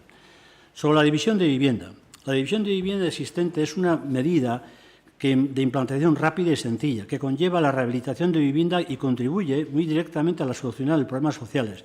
Es muy habitual que haya personas mayores que viven en viviendas con mucha más superficie que la que les haría falta para sus necesidades actuales. La posibilidad de subdividir ofrece una alternativa de poner en el mercado de alquiler un buen número de viviendas de superficie más adecuado a las modernas necesidades y al mismo tiempo permite que los propietarios originales rehabiliten sus viviendas al recibir ingresos por el alquiler o por la propia venta. Es una medida con nulo impacto territorial, pues en ningún caso supone la ocupación de nuevo suelo y al mismo tiempo tiene un gran potencial de actividad rehabilitadora. En este aspecto, la DOP establece como objetivo estratégico de la ordenación urbana el optimizar el aprovechamiento de los espacios urbanizados. Esta propuesta de flexibilidad de la división de vivienda no es una ocurrencia del alegante. En este punto hay que recordar que la Ley 3/2015 de Vivienda de Euskadi especialmente contempla la división de vivienda como un elemento de política urbana y de vivienda destinado a identificar el uso de las ciudades y a edificación ya materializada. Esto es especialmente importante en el caso personal, mayores posibilitando que continúen habitando en su barrio sin ocasionar desarraigo por el traslado al apartamento o tutelado o residencia de ancianos o vivienda mejor condicionada y de mejor precio alejando del entorno. Es decir, que evita el que mantiene el arraigo de la persona, sobre todo en la zona. El Ayuntamiento ha atendido nuestra alegación y ha reducido sustancialmente el tamaño promedio mínimo para la autorización de la segregación. Es una buena noticia y que nuestra aportación ha sido escuchada. Sobre vivienda vacacional y hospedaje. El turismo ha tenido una expansión exponencial en nuestra ciudad en los últimos años. En concreto, la actividad de alquiler de vivienda de uso turístico ha tenido un enorme crecimiento en nuestro entorno, creando no pocas tensiones en determinadas zonas residenciales por la falta de disponibilidad para el alquiler convencional, el aumento de precios y la transformación de determinadas zonas de la ciudad. Hondarribia sufre especialmente este fenómeno que afecta sustancialmente a la calidad de vida y perjudica mucho a las viviendas en comunidad. El uso turístico en vivienda de uso residencial genera molestias, ruidos, trasiego de personas y es una continua fuente de reclamación por parte de los vecinos. Genera una distorsión del uso de servicios cotidianos en nuestro pueblo y ciudades, y Hondarribia es especialmente sensible a este tipo de viviendas. También esto implica una reducción de las viviendas destinadas a domicilio habitual, en particular en los barrios especialmente afectados por la citada problemática, y además la consiguiente reducción de la población residencial en los barrios. Conlleva además un encarecimiento del precio de la vivienda en estos barrios, tanto en la compra como en el alquiler, al ser su destino el uso hospedaje en objetivo económicamente más rentable. Constituye un hecho cierto también la existencia de tensiones disfuncionalmente derivadas de la compleja convivencia de una misma edificación residencial de las personas residentes y los turistas que ocupan las viviendas de uso turístico o las habitaciones de alquiler turístico situadas en la misma edificación. Hemos solicitado el endurecimiento de estas condiciones para la implantación de nueva vivienda urbanística del Plan General. Han sido modificadas en este apartado. Simplemente recordar que a los 2 años ya se ha abierto la veda, en este sentido en Hondarribia. Sí, se ha abierto la veda en el sentido que seguramente habrá una cola impresionante, viene el Gobierno vasco con el Ayuntamiento. Lo más importante en la política de vivienda protegida. Hemos remarcado que lo más importante es incrementar la oferta de vivienda protegida, especialmente de alquiler. Para ello, se proponía el traslado de las 238 viviendas de Basaco en el área de Tudelana, Chiniquera y Montañana, y que se cumpliera fielmente el porcentaje obligatorio del 75% de la VP y la vivienda de alquiler social, en vivienda de alquiler social y de alquiler de régimen general, que es donde se concentran una parte importante de las solicitudes de muchos ciudadanos de Hondarribia. Es decir, la cifra de mayo del 2025 hay 673 solicitudes de alquiler de gente empadronada, 461 para alquiler de gente no empadronada y un total de solicitudes de 1.568 que son en propiedad empadronadas, y el alquiler supone el 71% en la solicitud. Este es un dato que nos parece importante, sobre todo de cara a todo el desarrollo que viene de este Plan General y de alguna forma los acuerdos urbanísticos que se den en este pueblo. Por un lado, el Plan General ha estimado parcialmente la alegación en el sentido de incrementar la densidad de las áreas de Tudelana y Chiniquenea mediante el traslado parcial de la edificación prevista en Basaco. En estos ámbitos, la VPO y la tasada queda igual. Se aumenta la vivienda privada y se incrementan las VPOs. Por ejemplo, en Tudelana 106, en Echiniquenea 85 y en Montañanea 61. En este apartado quiero hacer una mención especial al papel que juega el suelo a la hora de poder contar con más VPOs. No sé si se ha tenido en cuenta, porque al haber cambiado las viviendas privadas a otros ámbitos, el interés de las constructoras aumenta, como se ha dado en el caso de Chiniquenea, donde todo el suelo es privado. Recuerdo que en cada presupuesto y modificación de créditos a Botanich presentaba unas partidas importantes para la compra del suelo. La pregunta es, ¿se ha gestionado el suelo de Chiniquenea para el Ayuntamiento? ¿Se ha intentado? Solicitamos que se tomen las medidas para que el Ayuntamiento pueda hacerse con suelo público, con el fin de que la iniciativa en el tema de la vivienda sea fundamentalmente propia del Ayuntamiento y no dependa solamente de la iniciativa privada, como ha ocurrido en Montañanea, en el Cubo de la Magdalena y en Echiniquenea. Porque en la primera toma de la realidad ha venido a desmontar ciertos discursos. Me refiero al convenio de Montañanea. que se incorpora al Plan General, la vivienda protegida es del 33% de la nueva edificación en vez del 75% de la marca de la ley. Además, se incrementa la vivienda libre respecto al Plan General del 2017, de 4.320 metros cuadrados edificables a 50.000. No hay ningún motivo para no cumplir la ley, que es el 75% de la vivienda, sean protegidas, ni tampoco para concederles más vivienda libre al promotor. Por un lado, alegan que así se mantenía el precio a 22 compradores que hacían la reserva del 2020 antes de la anulación del Plan General. Esto está muy bien para los compradores, pero nada tiene que ver con el interés general y no justifica el convenio. Y, desde luego, no justifica en absoluto que se obtenga más vivienda libre. El Ayuntamiento rescata la técnica de la transferencia para Montañanea y no por unos ajustes o decimales, no. Bajan del 65 al 33. ¿Estos son los que venían a cambiar las cosas? Abotxanik defiende esta transferencia diciendo que la diferencia entre el 33 que se planifica y el 75 que debería haber el promotor se va a pagar en ladrillo en vez del dinero, entregando viviendas sociales construidas. Esto solo beneficia al promotor de Montañanea, al que se concede aún más vivienda libre que con el Plan General del 2017 y que además ejecuta una obra con destino público como es la construcción de las viviendas sociales sin pasar por un concurso. Este tipo de acuerdos minimiza la capacidad del Ayuntamiento a la hora de desarrollar su propia política, por lo que somos partidarios de revisar las consecuencias que puedan tener estos tipos de acuerdos urbanísticos, donde la iniciativa privada es el sector principal a la hora de cuantificar las viviendas de alquiler y el propio desarrollo del acuerdo. Sea como fuere, el nuevo Plan General tiene unas cifras muy importantes de vivienda protegida y creemos que puede y debe ponerse en marcha en un horizonte de 4 años. Conclusión. Este Gobierno municipal vino a cambiar las cosas y a hacer realidad la participación pública. Al final se conforma con mantener a flote, con algunos retoques, al armazón que montó el anterior Gobierno y que evitan, como sea un nuevo proceso formal de exposición pública del Plan General en aprobación inicial. Lamentamos que se haya perdido el tiempo y el norte. El Partido Socialista de Hondarribia ha hecho muchas alegaciones y algunas de las más importantes han sido compartidas e incorporadas. Creemos que necesitamos en el nuevo Plan General que permita dinamizar la vivienda protegida del alquiler en Hondarribia y hacer efectivo el derecho a la vivienda. Esto no es nuestro Plan General, ni en el fondo ni en la forma, pero por coherencia, al haberse aceptado nuestras alegaciones más importantes, vamos a abstenernos y que no sea por nuestra oposición que el trámite no continúe. Eskerrik asko. Eskerrik asko Josu, EAJaren izenean, Gonzalo, zurea da hitza. Bai, mi esker deneki, arratsaldeon. Los pueblos y los barrios necesitan planes, estrategias y marcos de actuación que definan su desarrollo, su adopción y su crecimiento. Un plan general de un municipio define la estrategia a futuro del municipio. Define... Gerturatuko duzu mikroa bestela ez entzuten. Bai. Orain hobeto. Itzalita zegoen lehen, horregatik. Bueno, hasiko naiz berriro.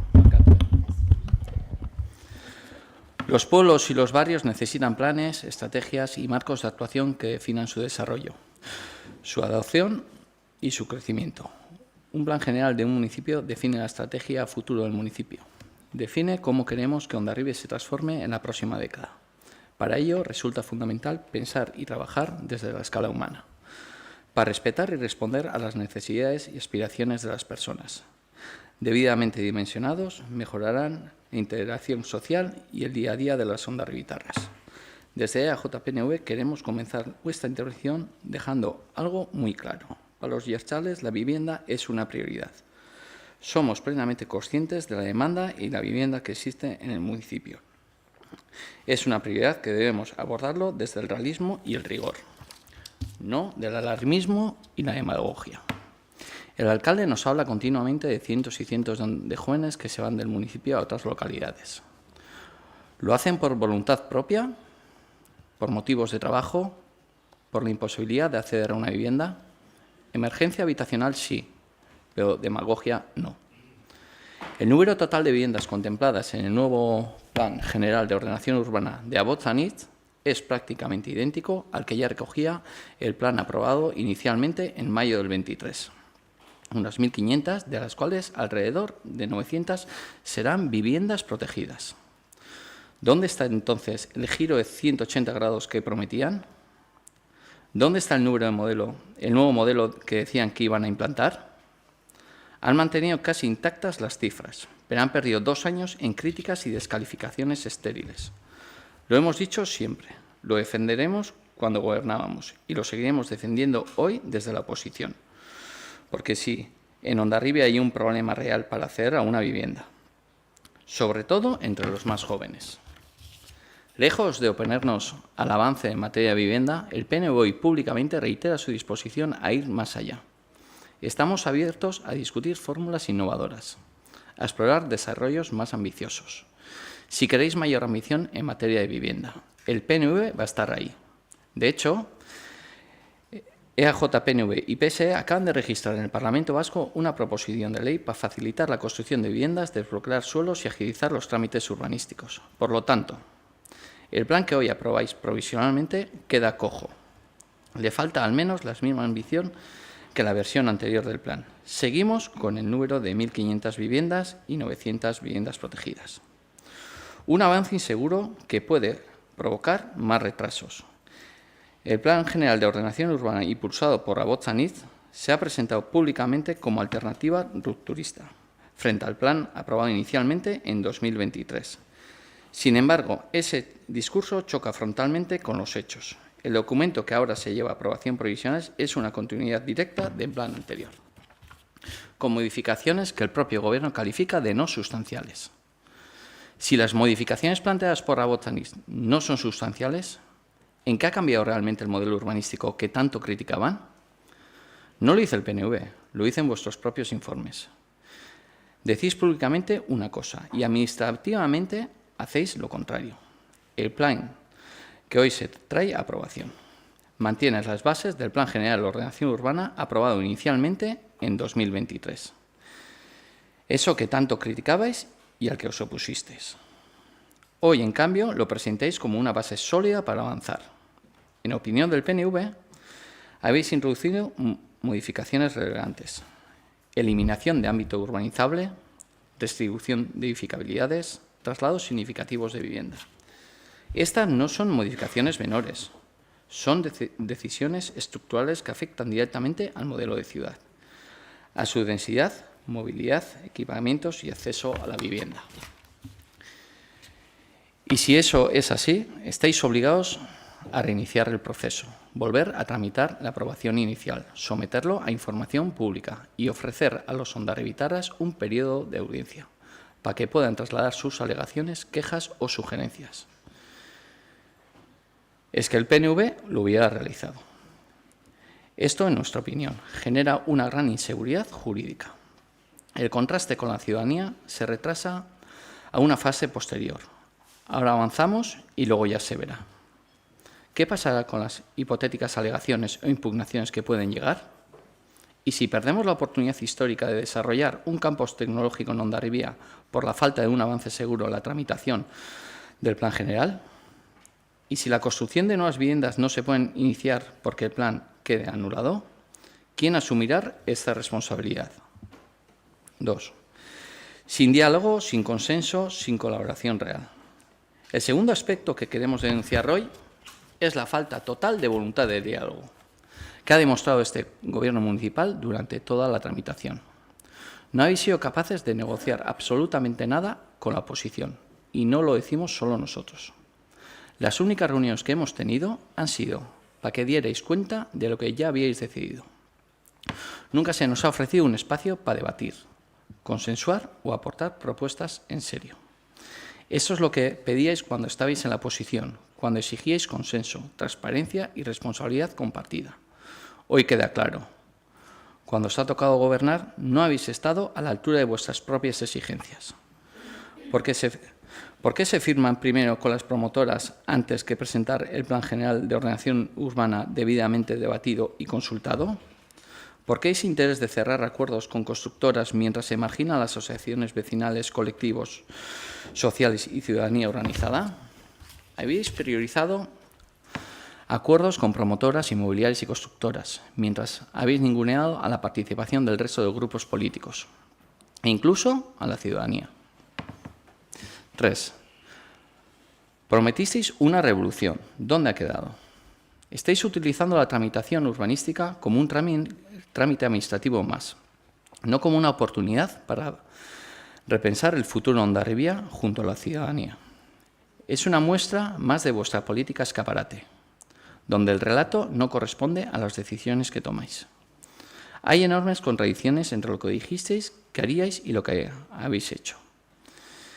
Esta es la contradicción que las propias alegaciones que hicisteis con Abotz Anitz habéis tenido que responder de forma negativa. Exigíais desde la oposición lo que era imposible de cumplir. Donde decía una cosa, ahora digo la contraria. Esto no es serio, no es serio.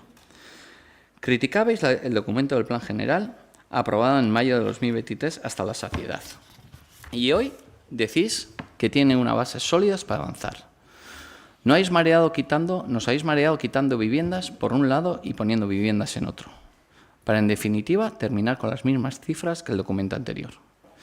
Viviendas que se construirán de una manera, eso es verdad, gracias a unos acuerdos urbanísticos que habéis firmado con las promotoras para que construyan vivienda pública, pero tendremos que ver si realmente se llegan a construir. Esperemos que sea así. Ahora bien, ¿qué hubiera pasado si el PNV hubiera firmado directamente convenios para el desarrollo de diferentes ámbitos urbanísticos con las constructoras? ¿Lo habéis pensado? Mendelu es el ejemplo más sangrante. Exigisteis también por escrito en alegaciones una ordenación pormenorizada del barrio. Hoy no solo no lo habéis hecho, sino habéis mantenido prácticamente el mismo aprobado en el 2023, ampliando la edificabilidad en Carmel-Darrac. Lo que era inaceptable entonces, ahora os vale. Otro ejemplo preocupante, la eliminación del parque de Navarri para ampliar el actual espacio comercial Eroski. ¿Dónde va a aparcar los vecinos y vecinas del casco histórico y Alameda? ¿Dónde están esos nuevos proyectos de aparcamiento que prometíais y exigíais desde la oposición? Porque a día de hoy no hay avanzado ni uno. En lugar de aportar soluciones, estáis agravando un problema. El Plan General de Ordenación Urbana no puede reducirse a un listado de parcelas y edificabilidades. Es una herramienta para diseñar la ciudad del futuro. En este sentido, EAJ-PNV echa en falta una visión integral que articule vivienda, actividad económica, movilidad sostenible, cultura, naturaleza y cohesión social. Desde EAJ-PNV vamos a votar en contra de este plan y queremos dejarlo claro por qué. No lo hacemos por blanquear. No vamos a caer en el no por el no. No lo hacemos por el electoralismo, ni porque no compartamos la necesidad urgente de construir vivienda de protección pública y social. Votamos en contra porque consideramos que el camino que habéis elegido es irresponsable, porque habéis optado por avanzar con un documento jurídicamente débil, con cambios sustanciales importantes y sin someterlo al debate público, porque habéis ignorado a la oposición y a los hondarribitarras, priorizando acuerdos privados con las constructoras, y porque habéis traído un plan incoherente con vuestro propio discurso, que agrava problemas actuales. Pese a las profundas discrepancias con el proceso liderado por Abotz Anitz, EAJ-PNV reitera su voluntad de construir, desde la responsabilidad institucional, un plan general de ordenación urbana mejor, más participativo y con visión de futuro. Pero hoy no podemos otra cosa más que votar en contra a esta manera de hacer política. Lamentamos que hayamos perdido una oportunidad para diseñar con ambición el futuro de Hondarribia. Mi esker. Eskerrik asko, Gonzalo. Abotz Anitzen txanda izango da orain. Aitzol, zure da hitza. Bai, arratsaldeon guztioi. Bueno, gauza asko esan dira egun hontan hemen, ni behintzat Abotz Anitzetik pausu bat haratago jutea gustatuko litzaidake. Lehenik eta behin, esan behar dugu, agintaldi hasieran, finkaturiko erronketan, hitza eman genuen hori betetzen ari garela, hau da, Hondarribiak dituen gaur egungo beharrak jasoko dituen plan orokor bat osatzen ari garela. Beti ere, gobernantza eredu ireki eta garden bat defendatuaz. Garbi utzi nahiko nuke ere, aurretik EAJak idatzitako apoan duela oinarria, baina bai helburu eta irizpide zein hasierako onarpean egin genituen botu partikularrak kontuan hartu ditukula azken proposamen honetan. Eta denbora kontuengatik ere baliatu genuela zuen planen oinarria eta ez zerotik hastea. Horri gehituta bihotza jarri diogu planari. aldaketa txikiak eginaz, eta ahalik eta aurrerakoiena eta etxebizitza publikoak maksimizatuko dituen plan bat osatu nahian. Oinarrian eta espirituan interes orokorrari erantzuna emango diona. Iraganean egiten ez zuena eta orain herritarren beharrak erdigunean jartzen dituena. Agotxanitzek aldarrikatu nahi duen hiri ereduaren ideia nagusiak gizarteratu nahiko genituzke. Hondarribian bizi nahi dugula ozen esan genezake. Herri trinko bat sortuaz. Ez dugu getorik nahi. Ez klase baxu eta klase altuetan banatzen diren auzo klasistarik ere. Hau da, herri kohesioa lehenetsiko duen hiri eredua indarrean jarri nahi dugu. Mistura eta herri nortasuna suspertuko duena.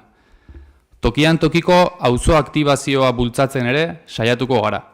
Auzo bihotzak sortuaz, auzoei bizitza emango diena. Hortik haratago, etxe bizitza publikoen apustua garbia dugu ere. EAJaren ereduak ahanzturara eta etorkizun urrunera kondenatzen zituenak eta ahar eta garrantzitsuagoa. Etxe bizitza publiko horiek udaletik bertatik kudeatzearena. Etxe bizitza sailaren bitartez, Hondarribiarrak lehentasuna izango dutelarik etxe bizitzak eskuratzekoan. Arazo konplexu baten erabilera populista egiten ari garela diozue. Etxe bizitza larrialdi ari dagokionez. Gure ustez, etxe bizitza larrialdia errealitate bat da. Ez da EAJaren estrategia terraplanista bat, edo ez dakit nola ditu. Uste dut ez dela ikerketa edota txosten ekonomiko, sozial edota demografikorik behar ikusteko gaur daño iritsi den prezioen etengabeko igoerak, herritarrak Hondarribitik alde egin behar izatea, edota gaur egun saltzen diren etxe ugari espekulatzera bideratzen ari direla ikusteko. Bien bitartean, zuen alderdiak PSRekin batera Eusko Jaurlaritzan etxe bizitza larrialdian gaudela onartzen ari zarete. Eta hori konpontzeko lege proposamen bat erregistratu zute duela 2 aste. Eta dokumentu horretan, halaxe dio zioen proposamenetan.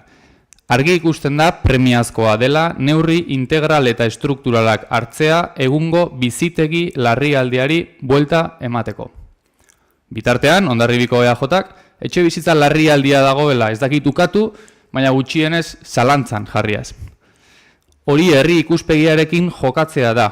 Ez propaganda lokalista egitea, esaten duzue. Propaganda lokalista alda prezioen etengabeko igoera, propaganda lokalista alda herritarrak Hondarribitik joan behar izate hori. Sinesgaitza da zuen jarrera, benetan, esate dizuet. Interes orokorraren aurka, etekin politikoa eta udal gobernuaren igadura bilatzea helburu besterik ez duen estrategia anker batena. Transferentzia mekanismoi dagokionez, orain arte, konstruktoren egunerokotasuna, konpentsazioa eskudirutan jasotzea zen udal honena. Etxe bizitza publikoak, esan dugun bezala, etorkizunera kondenatuz. Eta gaur egungo jarrera, aldatu da, ladrilloan jasotzea delako. Hau da, promotorek alokairu sozialerako etxe bizitzak entregatuko dizkiotelarik udalari. Parte hartze faseari dagokionez, uste dut estitxu bila nahiko eta deixente aipatu duela, eta berak botatako zerrenda luze horrekin nahiko anulatuta geratzen dela jeltzalek saldu edo salatu duten herritarren parte hartzea baztertu dugularen argudioa. Uste dut errealitate paralelo batean ez dakit bizizarreta edo behintzat bi errealitate antze baten ditugu. Montañenea eta Madenako kuboko hitzarmenei dagokionez. Etxe bizitza publikoa maksimizatzea lortu dugu. Gogoratu, iraganean, EAJarekin, 0 etxe bizitza publiko eta 100% pribatua zijoan tokian, orain, 2 hitzarmenak batuta, 55 eta 60 etxe bizitza publiko artean eskuratuko ditugula. Eta lehentasuna, lehen esan bezala, Hondarribiarrak izango dutela udaleko etxe bizitza sailaren bitartez. Fokua non jarri hor dago gakoa. Zer eraiki lehen? Modelo PNV, Basakoko 200 luxuzko etxe bizitza baino gehiago. Gaur egun dagoen gobernuak, Montañenea, Kubo eta Etxanikeneako 300 etxe bizitza publiko. Eta aipatu dut, EAJ PNV-ren proiektu kutxuna, Basako. Halaxe jasotzen zuen PNV-ek egindako aurreko planean bertako promozioa. Gazteleraz esango dut entzule orok ulertezan. Viviendas de alto standing destinadas a segunda residencia. 200 luxuzko etxe bizitza, baino gehiago. Horrela jarri nahi zuen EAJ-PNVek Hondarribiarren interesak lehen mailan? Kanpoko etxe bizitzak eraikiz? Gu behintzat argi izan dugu Basakotik etxe bizitzak ezabatzerako garaian. Batetik, kalitate handiko eta bigarren etxe bizitzen eskaera erantzutera zijoan hori ez datorrelako bat gure hiri ereduarekin. Hondarribian bizina izatea, baina Hondarribiarrek lehen estuko dituen eredua da gurea. Bigarrenik, mendiaren txikitzea ekarriko zuen Basakok bertan dagoen penditza handiaren ondorio. Hortik eratorritako datua, 1996ko arau subsidiarioetan jada aurre ikusten zen Basako urbanizagarri bezala, eta ia 30 urtetan promozioa garatuko zuken plan partziala onartu ez izanak, agerian uzten du ere lurraldearen konplexutasuna, ezta? Eta azkenik, pasaden urteko martxoan 10 lurrak hitz egin zuela. Bertan egondako lurjauziak proiektuaren bideragarritasun eza epaitu baitzuen. Eta bueno, bonus klip gixan ere. Basakoren atzean dauden interes mamitsu eta milioneariok ere aipatu beharko genituzke. Operazio eragik eta horretan 100 milioi eurotik gorako euro kopurua baitzegoen denaren atzean. Bestetik, APOaren segurtasun juridikorik eza. Jarri da maigainean aste honetan, txosten tekniko independenteak aurkeztea eskatu du EAJak, eta, bueno, esan behar dugu hemen, funtzionario publiko batzuk baino independienteago, zein dagoen, ez? Lana errekonozitu ordez, arduragabekeria eta errespetu falta dela deritzogu, bai funtzionario hauen jardunarekiko, baita udaletxeari ere, eta benetan deritzot, EAJak uste baldin badu legez kanpoko zerbait dagoela edo egin dela, auzitegitara jo dezala. Eta benetan oso larria da akusazio hau, eta nire ustez derrefilon eskapatu zaizue. Azalpenarekin amaitzeko, gero bueltan egingo du, baina behintzat azalpenak bukatzerakoan, behin plana behin betikoz onartzean, 2026 uda edo behintzat 2026 amaierako, 300 etxe bizitza publiko eraikitzen hasi daitezke, abotsanitz parte den udal gobernuari esker. EAJ-PNVren planteamenduarekin gertatuko ez zena. Eta beste datu esanguratsu bat. Jeltzaleak gobernuan egon diren azken 2 agintaldietan, azken 8 urtetan, 15-tik 23-rako denbora tartean, 131 etxe bizitza publiko eraiki edo eta eraiki fasean utzi dituzue. Kandido Saseta, Tximista eta presa bateko promozioak. Agintaldia bukatzerako ez banagoker, 300 etxe bizitza publiko utziko ditugu behintzat eraikitze fasean, edo akaso sorte pixkat izan da, eraikitze fase horiek ja eraikitzen hasita. Hortxe dago datua. Eskerrik asko. Eskerrik asko Aitzol. Hirigintza planaren aurkezpena egin eta udal talde bakoitzaren balorazioaren ostean, erreplika baterako tartea izango genuela adostu genuen, eta berriro ere talde txikienetik handienerako urrenkera horretan.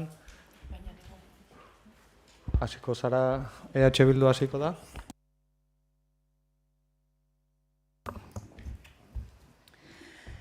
Arratsalde honen berriro ere, bigarren buelta honetan motzagoa izango naiz.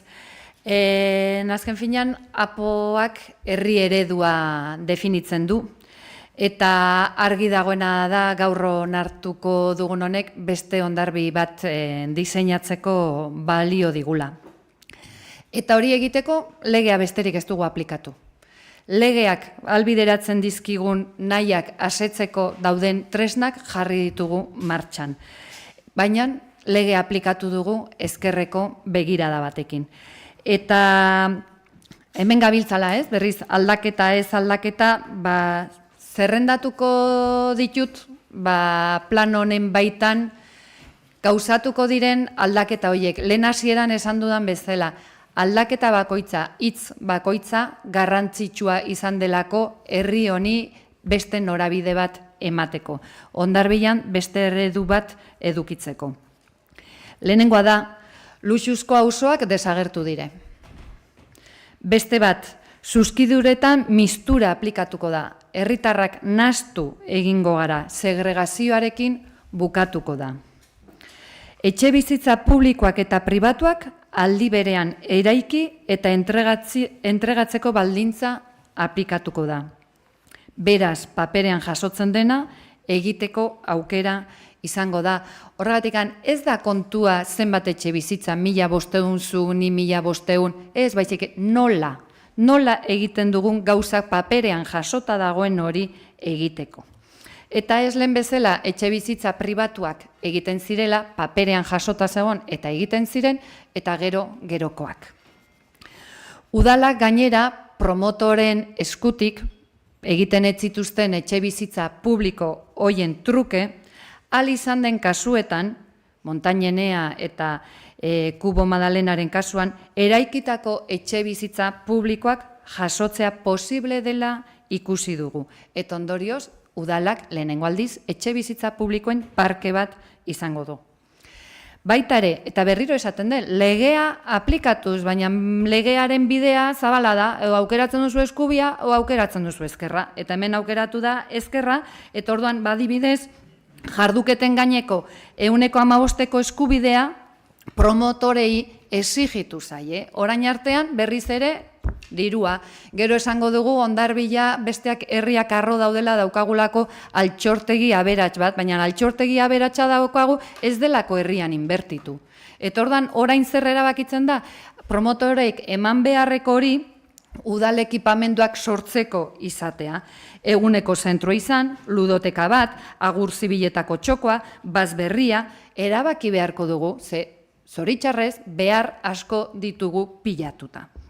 Eta argi dago ekipamenduak jasotzea, dirua jaso eta gero, egun batean, agian, akaso, egitea baino praktikoago, eraginkorragoa eta efizienteagoa badela.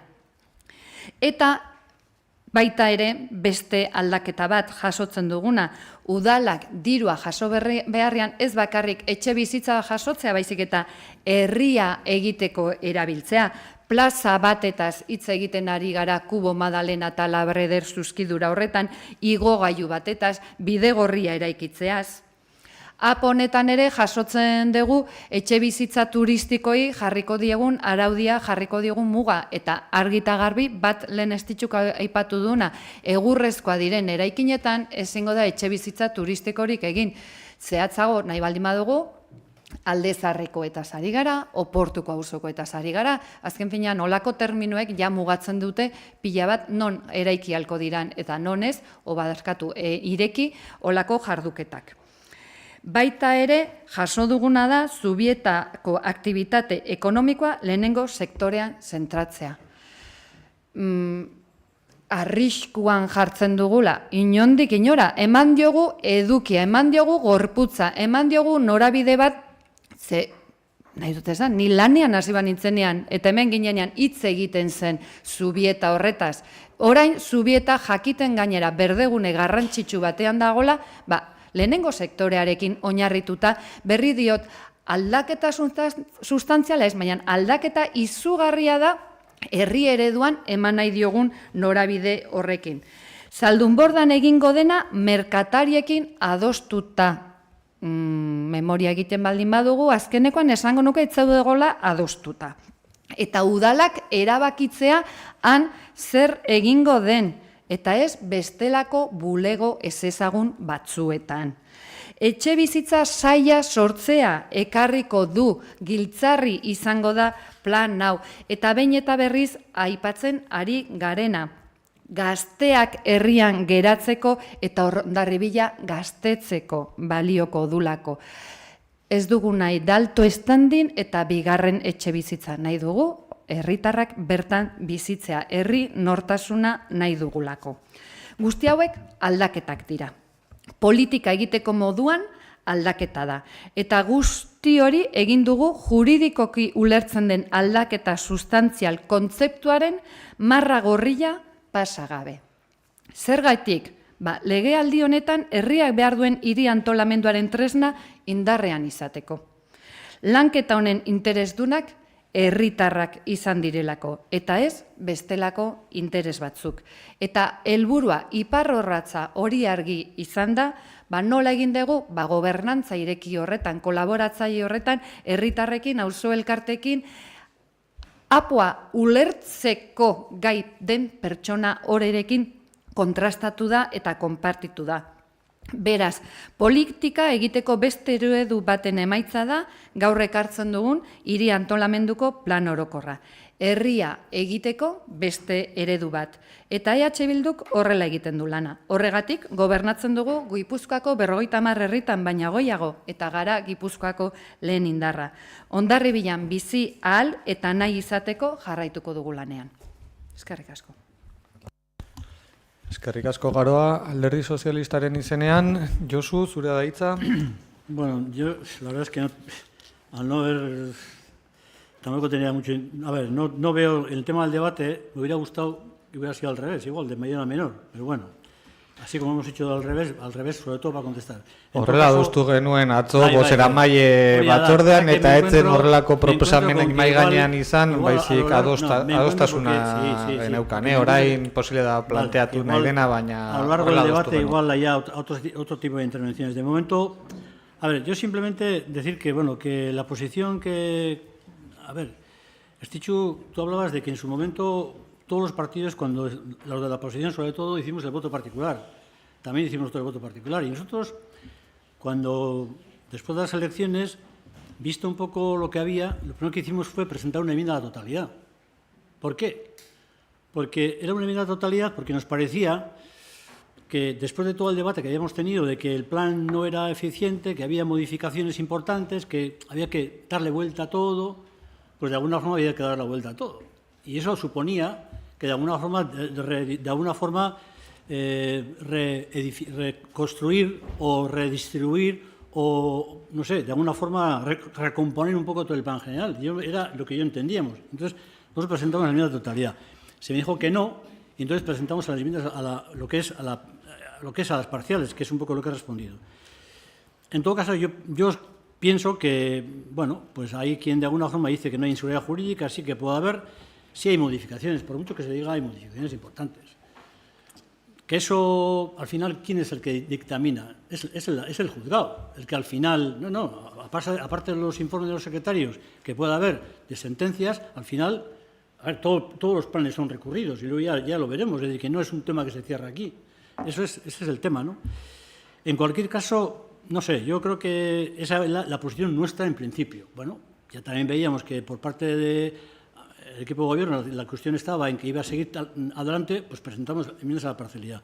10 presentamos, las cuales, algunas de ellas han sido aceptadas, muchas han sido aceptadas. Y en el fondo, también la filosofía. Yo creo que el fondo de la filosofía, pero no es de este plan general.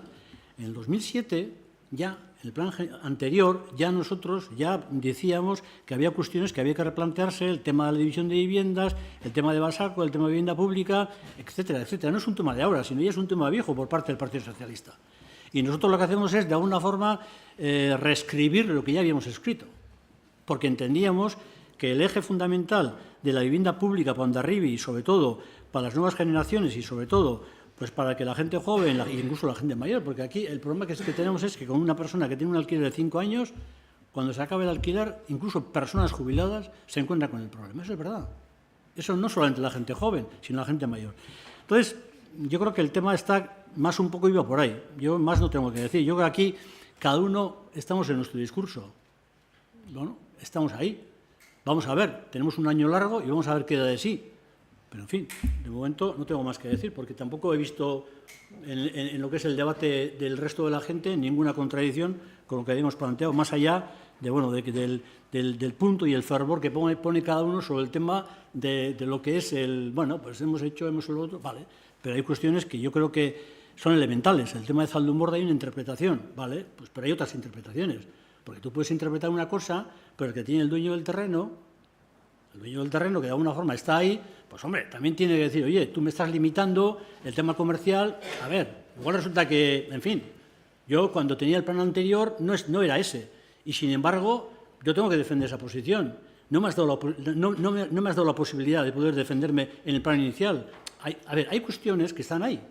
Hay cuestiones que están ahí, por lo tanto, no tengo más que decir, de momento. Oso ondo, eskerrik asko Josu, EAJaren izenean, Gonzalo, zu... Bai, mi esker. Bueno, bari dudi zuen interbentzio bakarrikan guri erantzutea izan da, o nahi bauzu erantzutea, itzol, nahi bauzu denak erantzutea, pixkanaka, baina bueno.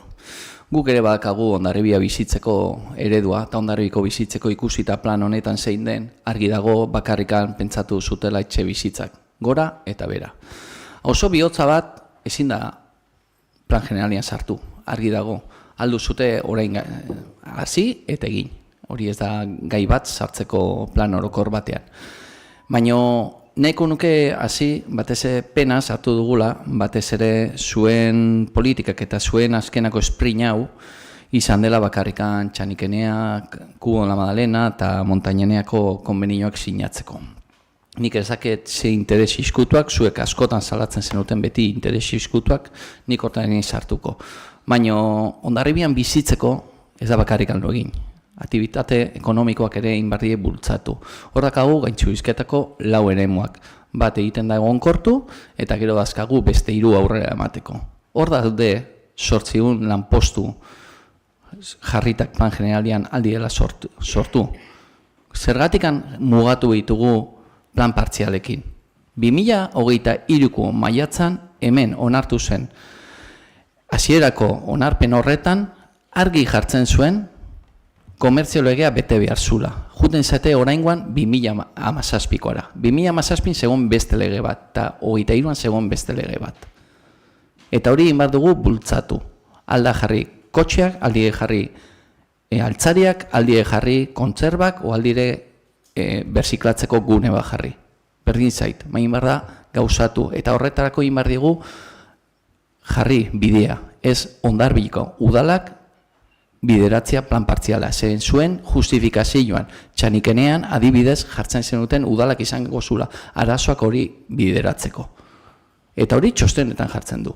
Ere pena sartu dugu ez Txanikenean gauzatzea eta zentratzea indu zuten moduan ez Karmeldarretan egitea. Karmeldarretan inbar zen gauzatu zegona. Eta modu xeatuan jarri, bai Mendelu eta bai Karmeldarrak. Eta aldi berean ingo genuke gauzatu eta bidea eman Zubietako parkeri.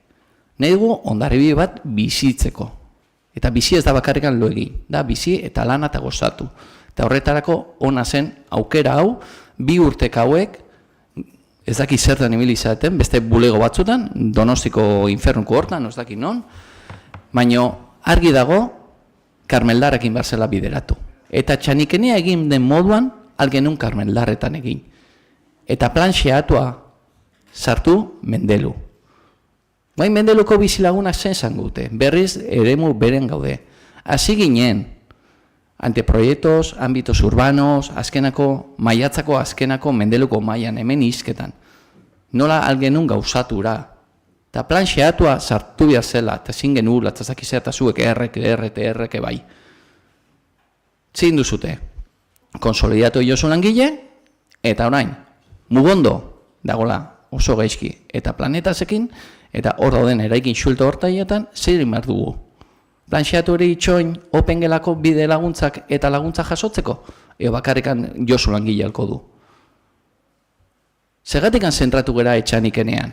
Noski dela garrantzitsua, hanbeste eraikin publikoak egitea, etxe bizitza publikoak barkatu. Noski dela, eta dena nahi ditugu etxe bizitza publikoak. Ematen du bakarrikan EAJ ez dula nahi. Hori gezurra da. Baina gezurra utza. Zuen propaganda utza da. Azkenek urteetan hemen egin diren etxe bizitza pilo bat, eta gure hemen gaudenak eta hemen kanpoan aitzen gaituenak, badakite ze etxe bizitza publikoekin diren. Planik gabe gelitu ginen. Zuen politika zein da. Eraikitzeko lur publiko batean, etxeak egiteko eremu batean ez egin eta eroskiri eman bere merkatal zentroa handitzeko. Hori alda zuen politika. Nahi zute hola egitea, aritzia. Hori da gauzatu behar dena, plan generalian ez? Hola jartzen du, eigor ez hartu horri duraz. Hori jartzen du plan generalian. Eta hala da, ampliación del centro comercial existente hacia el parking. Hori jartzen du. Irakurri eta hori jartzen du. Gero jarraitzen baldin bego aurrera eta aurrera eta aurrera, gauzak daude daude moduan. Eta nahiko nuke argi utzi.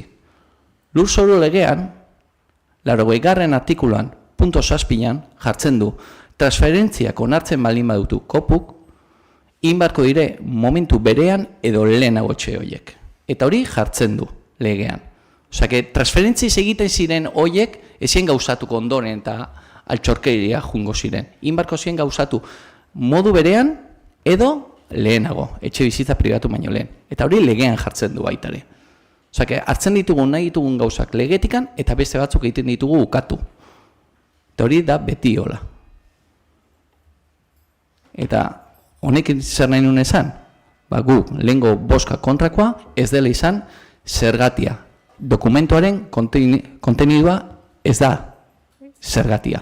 Izan da nola egin duzuten. Ari gera arriskuan jartzen dokumentu potol hori guantxe bertan aurrera ematean. Ingo genuke segurtasunez, hasierako onarpenara jun berriro, jendeentzako bere epea eta erantzun, eta gero onarpen, behin betiko onarpena jun. Baina guantxe bertan, ateak irekila daude alegaziotako. Ojala ez egotia, baina ateak irekila daude. Ni esker. Eskerrik asko, agotxa nitzen izenean Aitzol, zure da hitza. Bueno, hasiko naiz atzetik aurrera, aipatu zunarekin Gonzalo, da, iti zaigu horren kontra esankorra azkeneko hilabetetan entzun dugu, duela 4 hilabete arte oso mantxo gindoa zela, hasi ja gobernatzen hasi ez, eta orain batean esprinean, kriston eskartasunakin, korrika eta presak egin dugula, orain batean interes izkutuak agertu dire hortikan, interes izkutuak ez, interesak dauzkagu, eta da, etxe bizitza larrialdeari konponbide bat ematea. Orain, azkeneko hamarkadetan sortu den arazoari konponbide bat ematea, eta izan behar duela, ja, esaten dugun bezala, alik eta azkarren, eta alik eta gehienak ikusten. Ez dakit, ez dauka beste bueltarik interes izkutu edo bilatu nahi diogun horri. Gero beste gauza batera aipatu duzuna, eta nuke utzi nahi aipatu gabe, planaren arriskuan egon daitekela, segurtasun juridiko falta eta bar, eta aipatu duzu momentu batean plana anulatzen bada erantzukizuna. Igual empirikoak izan da, 2021 batean plana anulatu zenean, eta uste dut zu dal gobernuan orduan zinenean, 4 urte pasadien honetan, oraindik erantzukizun horiek, hoien zai gabiltzala. Orduan pixkat lehenengo etxekoa begiratu eta gero bestei eskatu, edo behintzat mai gainean jartzeko beharra bai ikusten dut zentzu horretan. Eta gero bestetik, gustatuko litzaidake azpimarratzea pixkat, egiten da, aipatu du aurretik, oinarria EAJak egindako behintzat hasierako dokumentu hori oinarrian EAJak egin da, orain kontra ematearena, ez dakit, horre zer da kontra zaudetena zehazki, ez dakit, etxebizitza publiko askartu, maksimizatu, basako izan daiteke planetik ateratzeagatik hori da balantza dekantatzen duen hori da aldaketa nabarmena, aldaketa sustantziala, ez dakit, egia da ere, gero momentu batzutan aipatzen zutela, aldaketa sustantzialak badaudela, eta gero beste batzutan ia aldaketarik ez dagoela, orduan ere, pixkat kontrasarkorra deritzogu ere. Bestetik kontratazioak edo adjudikaziones a dedo edo egiten direla, ez da lehenengo aldia bai prentxan, azkeneko batzordean ere jorragai izan genuen, ez dakit, igual zuen lege proiektuaren 27,3 artikuloa irakurtzeak, igual argi printza batzuk eman diezaguke zentzu horretan, emate dut gero populismoa eta kanpora begirari gera pixkat kakamugitzen, baina igual lehenengo ere ezagutza horiek asimilatu berritugu eta benetan lege oinarrian eta bai sektore publikoko legeak eta lurzoru legeak albilitatzen badute hori, igual pixkat hitzak neurtu barritugu ez. Eta nik uste dut gaurko adibidearekin eta azken asteetako bai hitzarmenekin eta sinaturako eta eman diren konstruktorekin negoziaketa horietan ere, duela 2 urte, hauteskunde kanpainan zuek behintzat ala zenioten, que para la construcción de vivienda pública primero había que hacer vivienda privada, uste dut, nik uste dut azkeneko adibidekin, falazia hori behintzat desemaskaratu ageratu dela, eta horrek adierazten zuena zen, pixkat EAJaren eredu privatiboa eta beratxen aldeko apustori, edo behintzat hori da izan da egin dezakedan irakurketa. Eta bai amaitzeko gustatuko litzaidake ekarpena bi aldetik jutea, batetik zuen adierazpenetan, esate zutela ez duzutela prozesua blokeatzen, baizik eta proposatzen dugu, ambizio eta hitz egiten duzute ere, orduan nik galdetzen dion nire buruari, zer da proposatzen ari zaretena? Nun dago zuen ambizioa? Basakon dago zuen ambizioa? Nun daude zuen botu partikularrak? Nun daude zuen alegazioak? Nun daude zuen proposamenak? Nik oraindik ez dakit, ez ditut ikusi. Kontrako bozka ikusten dut, baina horrekin ere, lan egitea ere, zilegi edo igual beharrezkoa izan daiteke. Eta azken gauza bat ere, Gonzalo aipatu zuna, bai, guk egin izan bagenu eta bar, azkeneko urtean adibide garbia toki dugu, presa bat, zuek egindako hitzarmena, zuek sortutako proiektua, aurreko urtean, eta gogoratu behar dugu ere, proiektu horretan ere, naiz eta guri ezigun ase betetzen, etxebizitza publikoak galdu ziren, horren aldeko bozka eman genuela. Zegu pentsatzen dugu, etxebizitza publikoaren aurka ez lukela inork egon behar. Eta aurreko urtean, presa baten inguruan fokua sortu zen momentu horretan, guk udal gobernutikan egin genezake, bueno, hau ez da guri arazoa, EAJak sorturiko proiektu bat, ezin genezake deus egin, baina ez, proiektua babestu, udal teknikariak babestu, eta etxebizitza publikoak babesteko autua egin zen hemendik. Orduan, pixkat, ez, guk egin izan bagenu zein genuke, bira, igual presa batean badaukagu adibide hori, ez? Eta nik uste dut, pixkat labur bilduta, ez dakit pixkat estrategia, komunikatibo, populismoa, eta horrelako hitzetatik aldenduaz, oposizioak batzutan exigitzen du komunikazio maila edo estrategia jakin bat, baina oposizioak ere dakar intrinsekoki ere lan egiteko, proposamenak egiteko eta gauzak mahai gainean jartzeko zerbait. Edo behintzat guk oposizioan ginenean hala ikusten genuen. Eskerrik asko. Eskerrik asko Aitzol. Debate interesgarria izan da, udal talde guztiena, ez dakit ez ditzu borobiltzeko zerbait aipamenik egin nahi badezu, zurea da hitza. Eskerrik asko Igor. Bueno, ze interesgarria, ez? Azkeneko plenoak izaten ari dira zoragarriak, nik uste dut loratzen ari garela, ez? Dara matzagu 2 urte lan eta lan, batzuk ikusten ez duten arren, baina lan eta lan, eta haren gaude loraldi horretan. Bueno, hau esan da, Josu, bai, noski, zerotik astea izango litzateke, segurazki EH Bilduri eta Otxanitzi gustatuko litzaiokena, baina zuri gustatzen zaizu pragmatiko hitza erabiltzea, nik ardura erabiliko dut. Eta gauza izan da, herritarrei entzun eta gero, eta alegazioak irakurri eta gero, ikusi genula benetan, emergentzia habitazional batean gaudela, eta ezin genula beste 5 urte atzera egin. Orduan, noski, prozesu honetan apo batzuk tragatu ditugu, eta hori hasieratik esan dugu ere bai. Hala eta guztiz ere, hasieran aipatu dudan bezala, boto partikularrak egin genituen, ez bat, 2, zuek ere bai, EH Bilduk ere bai, eta orduan esaten genuena eta gaur egin dugunaren artean trazabilidadea egitea erretxa da. Dokumentu hartu eta orain egin duguna ikustea da. Non dago guk esaten genuena eta egin dugunaren artean aldaketa nabariena Mendelu auzoan dago. Hori egiari zor horrela da. Egia da, eskatzen genuela xehatzea. Baina ze gertatu zaigu? Gertatu zaigu azterketa hidrauliko bat eskatu dugula. Gertatu zaigu datuak oso larriak direla, gertatu zaigu bizilagunekin hitz egin dugula asko, eta gertatu zaigu uste genuela auzoak sentimendu bat edo asmo bat zuela, eta benetan hasten zarenean hitz egiten beste bat dela. Orduan, ez gara geldirik egon. Zer egin dugu? Opengela bat jartzeko eraikin bat erosi dugu, eta kontratazioa martxan dago bukatzear, segurazki. Orduan, ez da itxoingo dugula ez daki zertara, ez. Opengela horrek baliatuko digu, plan berezia modu zuzenean idaztera auzokideekin batera. Nik uste dut hori baino transparentzia eta parte hartze prozesu zintzoagoa ez dagoela. Baina, bai esan nahiko nizuke, asko gustatu zaidala zure interbentzioa, zure hiri eredua modu txukunean adierazi duzu, eta esperantza gordetzen dut behin betiko onarpenean agian aldeko bozka jasoko dugula zure aldetik. Venga, no te hagas el remolón. Gero, esan nahiko nuke ere bai, eta egia da pixkate Aitzolek aurreratu duela, galdetu zaigula ea nork hartuko duen ardura plan honek epaitegitan olako baliogabetasun bat edo jasaten badu. Eta eske galdera hori da, ez? Nun dago 2017ko plana erortzearen ardura? Nun dago kontratazioaren balioaren doblea ordainduta gero ardura guzti horiek? Oraindik zai gaude.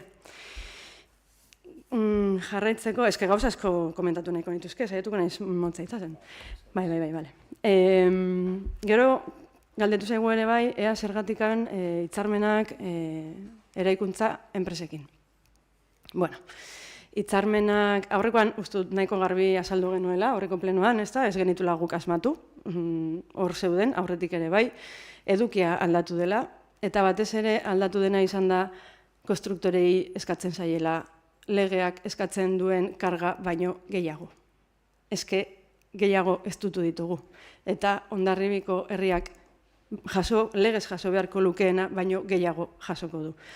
Eta hori horrela izan da, juridikoki adierazi zitzaigun, planak berak jaso behar zuela ja xeatuta akordio horretan zetorrena. Horregatik sinatu dira behin-behineko onarpena egin baino lehen, baino hau ondo zenekin batzordean modu zabalean azaldu zitzaizulako udal arkitektu Andreak zenbakiak pustutzen zituela esan zenuenean.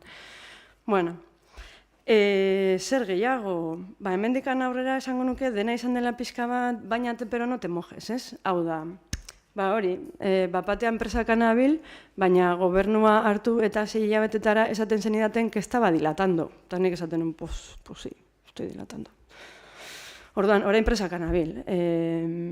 Gero esaten dezute aldaketa ez dugula zer aldatu, zuen plana berdina dela, baina gero aldi berean esaten didazue, baietz, aldaketa sustantzialak nabarmenak sartu ditugula, eta horrek arazo juridikoak sortuko ditula.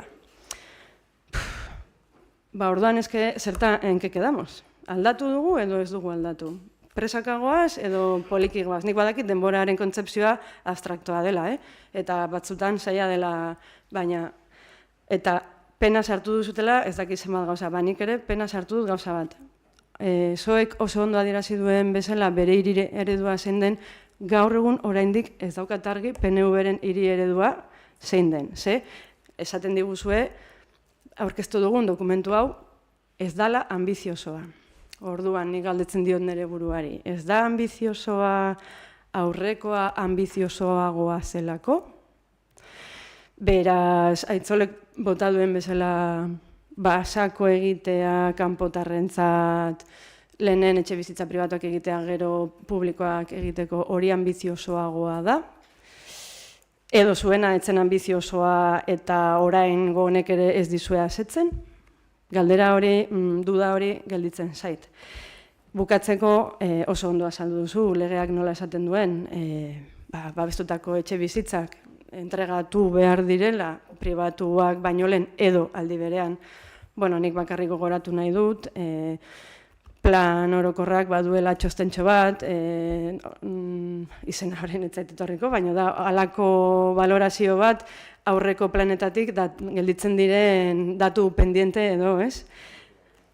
Pendiente egiteko daudenak, hor 300 etxe bizitza babestu daude pendiente egiteko aurreko jarduketetatik. Orduan, herritarren beldurra nonbait fundamentatuta dago. Eta besterik gabe esan, pozik gaudela egindako lanarekin. Uste dugu benetan sinistuta gaude herriarentzat ona dela.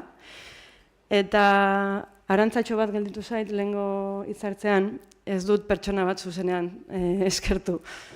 Olatz, mila esker egindako lanagatik. Baina ez dut eskertu egun hauetan oso mezu itxusia zabaldu delako eta beldurra neukelako jendeak edo oposizioak zer esango zuen, baina mila esker egindako lanagatik.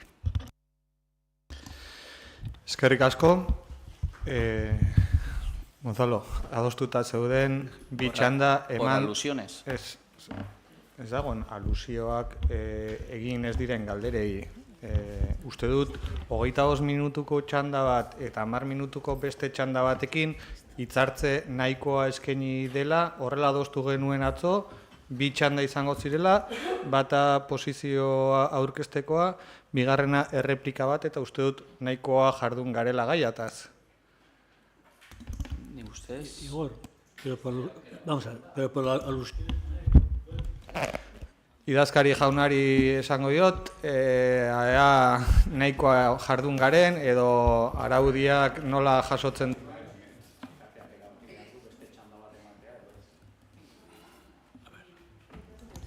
ados nik esango dut ordan. Venga, nahi baduzu hitzartzea 2 minutukoa edo motz-motz, mesedez. Motz-motzian. Argi gelditzeko, bai Aitzol eta Estitxu, eta kontran bozkatu dugu ez edukiarengatik, ez zer daukan dokumentua, nola eraman den prozesua eta nola gauzatuko den prozesu hau. Argi geratu dezan, izan diazute bai bat eta bai bestia. Emergentzia habitazionala bai noski, baino ez ondarrien bakarri, dago leku guztitan, horretarako zuk aipatuzun lege hori junda aurrera, hori argi dago, eta beste gai bat, hasi lanean guain hasi zate horrekin atzea eta aurrera, nola inbar ditugu ekarpenak, nola jarriko dugu proposamenak gu jarri genulako plan generalia mai gainean. Orain tokatzen zaigu hori egitea, baino, zoritxarrez, epe publiko hori gauzatzea den hasierako onarpena egingo bazen, jarriko nituen gauzak, eta guain ez dugu aukera hori izango. Mila esker. Bueno, nik gogoratu nahi dut bozketara pasa aurretik, dokumentua beraren garrantzia, herriarentzat, Hondarribiarentzat, uste dut, hemen udal honetan ordezkari naizen ezkeroztik, beti aipatu izan dudala oso garrantzizkoa den dokumentu batetaz ari garela.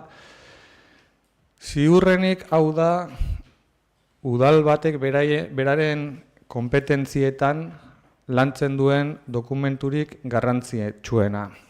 Izan ere, hirigintza eta herri osoaren hirigintza ikuspegia abordatzen duen dokumentu honek 15 urtetarako iraupena izango duen eta gauzatze maila bat jasotzen duena da.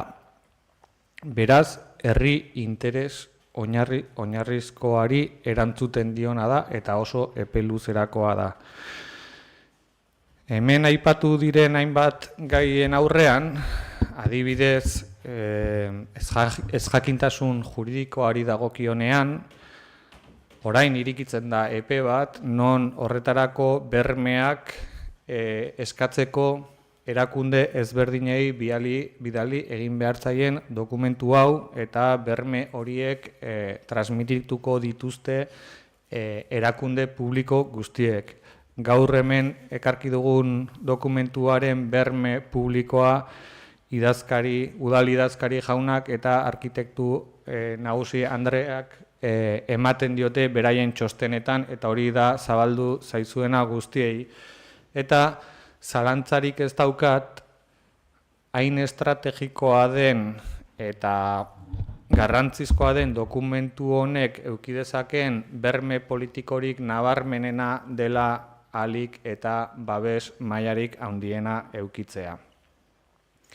Hori horrela, nola egin den edukietan sartu gabe eta kontrako bozka bat ematea edukietan oinarritu gabe, neri larria iruditzen zait eta neurri batean arduragabea dela ere iruditzen zait, izan ere babes politikoak edukietan desadostasuna dagonean noski ulertzen dut, baina edukietan desadostasun horiek adierazi gabe formetan geratzearekin ez dut uste arduratsua den jokamolde bat denik. Horregatik, nik deia zabaldu nuen ahalik eta adostasun maila handiena eskatzea dokumentu honi, izan ere horrek emango diolako legitimitate nabarmen bat, berresten dut nire eskaera legitimitate hau behar du dokumentu honek, dokumentu hau ona den dokumentu bada, hobetua da zegoenetik, eta gainera egingarria izango dena behin betiko onartzen den momentutik bertatik. Eta horrek emango dio ikuspegi zabal batean Hondarribiko herriari garapenerako tresna ahalik eta hoberen bat. Beraz, bigarren puntuan, Hondarribiko hiri antolamendurako plan orokorrari behin-behineko onespena emateko proposamenaren aldeko bozkak, kontrako bozkak eta abstentzioak gehiengoz onartuta. Beraz, barkatu? ¿Puedo hablar? Baina... A ver, Igor, la última parte, o sea, no creo que es procedente. Es decir, tú de alguna forma has descalificado el que yo pueda votar la abstención, el que pueda votar el PNV en contra. A ver, eso no se puede hacer al final de la intervención. O sea, Igor, es que estamos en lo mismo. Eso no se puede hacer, porque cada uno es dueño de sus actos y cada uno ya sabe lo que tiene que hacer. Tú no puedes desde ahí, como Santo Santorum, empezar a descalificar diciendo que el plan general tiene que tener no sé qué, no sé cuántos y descalificar. Por favor, siempre tienes la manía de al final quedarte tú con la última palabra y de alguna forma intentar descalificar al personal. Aquí hay gente que ha votado en contra con toda su legitimidad y gente que se ha abstenido con toda su legitimidad y gente que ha votado a favor con toda su legitimidad. Por lo tanto, la legitimidad lo tienen todos. Josu, por lo tanto, es que... No, Josu, Igor, es que... Josu, lo siento, Igor, te lo digo así. Bakizu zer den nik sentitzen dudana, Josu? Es que... Josu, bakizu nik zer den sentitzen dudana? Hitzartzea horrela egitea. Hori errespetu falta nabarmen bat da. Berriro esango dizut, ez da lehenengo aldia eta berriro esango dizut. Hartu duzu hitzik eman gabe. Udalbatza honen funtzionamentu normalari errespetua faltatzen ari zara. Barkatu ez dut behar barkamenik eskatzea. Hemen errespetatzea da behar duguna. Eta zuk ez duzu errespetatzen udalbatzaren txanden normaltasuna. Beste behin egin duzuna.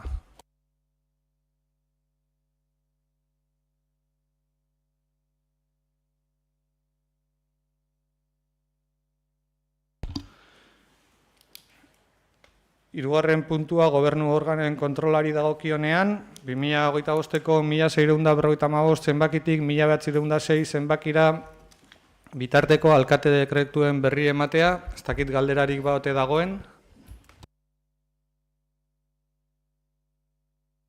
Dekretuak berri eman da, pasako gara laugarren puntura erregu eta galderei dagokiona. Ez da erregu eta galderarik erregistratu oraingoan, baina aipatu zidatenez, bozeramaile batzordean, galdera batzuk egiteko asmoa bazegoen, beraz, Josu, zurea da. Hiru galdera. Bueno, bigarrena ez dakit, erantzun diazu idatziz. Bueno, a ver, lehenbiziko galdera. Asunto jardinería. Jakin nahi nuke, quiero saber en este momento cuál es la situación de la licitación de la jardinería, pues porque hubo una licitación, hay una serie de bueno, pues que de alguna forma se judicializó, por un lado, cómo está la situación. Segundo, si los que de alguna forma en este momento están ejerciendo, la empresa que está ejerciendo es la que se va a quedar o no, y si de alguna forma hay alguna deuda con ellos. Y tercero, si hay idea de sacar la plaza de jardinero, porque en este momento me parece que hay una persona ausente. O sea, hay una plaza ahí en el RPT que está libre. Entonces, esas tres preguntas son las que tenía en cartera. Bai, itzaliko duzu mikroa mesedez. Bueno, hasteko lehenik eta behin esan herritarren lasaitasunerako ez dagoela judizializatuta lorezaintzako kontratazioaren espedientean ezer. Hori Josuk inventatu duen, orain bota duen, arrapaladan bota duen hitz bat izan da. Lorezaintzako zerbitzua kontratazioa berritzeko espedientea hasi genuen 2024ko urrian, dekretu bitartez, hemen berri ematen diren dekretu horietan, eta zuek guztiok irakurtzeko aukera daukazuten dekretu horien bitartez, adjudikazio proposamena egin zen dekretu bitartez baitare 2024ko abenduan, eta orain zerbitzua eskaintzen ari den enpresak 2025ko urtarrilaren 17an kontratuen inguruko errekurtsoen administrazio organora jo zuen, hau da guk OARK bezala ezagutzen duguna, organo administrazioko organo bat, kontratuen inguruan ebazpenak egiten ditunak administratiboak, ez judizialak inolaz ere. Urtarrilaren 17an jo zuen OARKera, beraren helegitea aurkeztuz, eta OARKek 2025ko ekainaren 12an ebatzi du Hondarribiko udalari prozedura modu egokian egin dena adieraziz, eta Hondarribiko udalaren aldeko ebazpena eman du 6 hilabete berandugo. Beraz, prozedura horretan, ekainaren 12an emandako ebazpen horretatik, hilabete honetan uztailak baterako esleipendun enpresa berriak kontratua sinatzea aurre ikusten dugu, eta zerbitzuarekin orain arte jarraitu den bezala, ez da zerbitzuan etendurarik izan, zerbitzuak jarraipena edukiko du, kontratazio prozesu horretatik ebatzitako esleipendunarekin. Langileari dagokionean,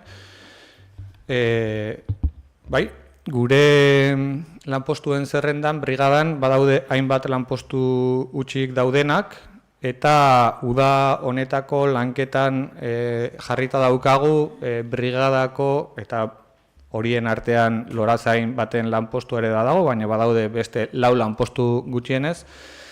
Brigadako lanpostu horiek behin-behinean betetzeko edo behin-behineko kontratu bitartez betetzeko proposamena adostuta daukagu, bakizute orain arte ondo garela oposaketa deialdiak burutzeko prozeduran, aurreko udalbatzan adierazi zen bezala, horiekin ere jarraitu beharra daukagu, baina lorazainana eta beste 3 lanpostu gutxienez, espero dut, brigadan betetzea udara honetan.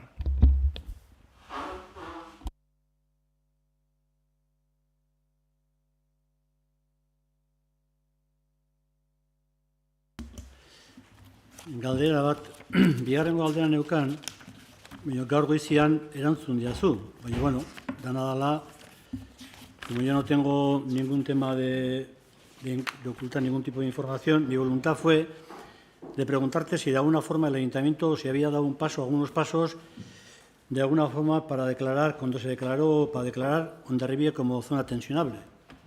Y esta mañana me has mandado un escrito, pero bueno, ya que estamos aquí, ya que estamos con más público, pues de alguna forma, pues hombre, detalles un poco lo que me mandas a mí, que es una cosa que yo comparto con los ciudadanos. Y bueno.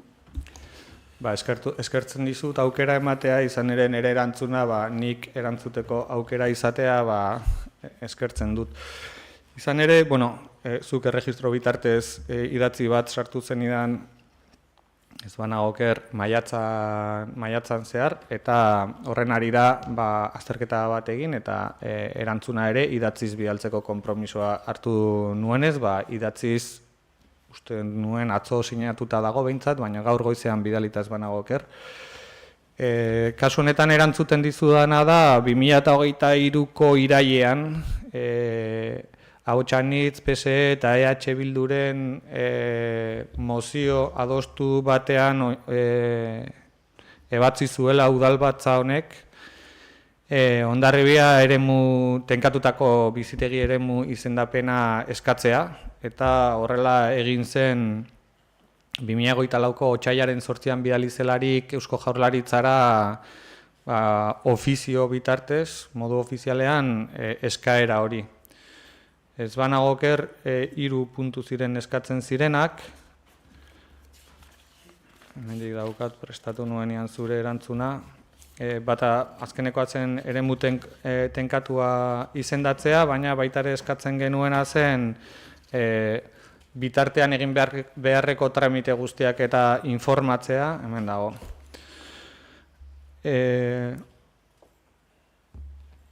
Lehenengoa mozioa bera onartzea zen, lehenengo puntua. Bigarren puntua zen tenkatutako bizitegi eremu izendatzeko 12/2023 etxe bizitza eskubiderako legeak 18.2 artikuluan jasotzen den bezala eta izendapena juridikoki bermatzeko behar den informazioa bidaltzea eskatzen genion. Eta hirugarrenik tenkatutako eremu bezala izendatzea. Hau otsailaren 2024ko otsailaren 8an bidali zen ofizioa izan zen, Hondarribiko udaletik, eta Denis Itxaso etxe bizitza eta hirigintza agendako sailburua baita ere Hondarribiko udalarekin harremanetan jartzen da, 2025ko ekainaren 12an bidaltzen digularik, pixka bat ze jarraibide egin behar dugun, hau da duela aste terdi. Denis Itxaso harremanetan jarri denean udalarekin, guk noski, nik agindu eman dut hirigintza sailean, eskabide hau martxan jartzeko, egin beharreko prozedura martxan jartzea, eta adierazten duenez bere idatzian lotura bat non zehazten den ze betekizun bete behar diren formalizatzeko egin beharreko eskaera hori, martxan jarriko gara formalismo guzti horiek betetzeko eta eskaera burutu ahal izateko.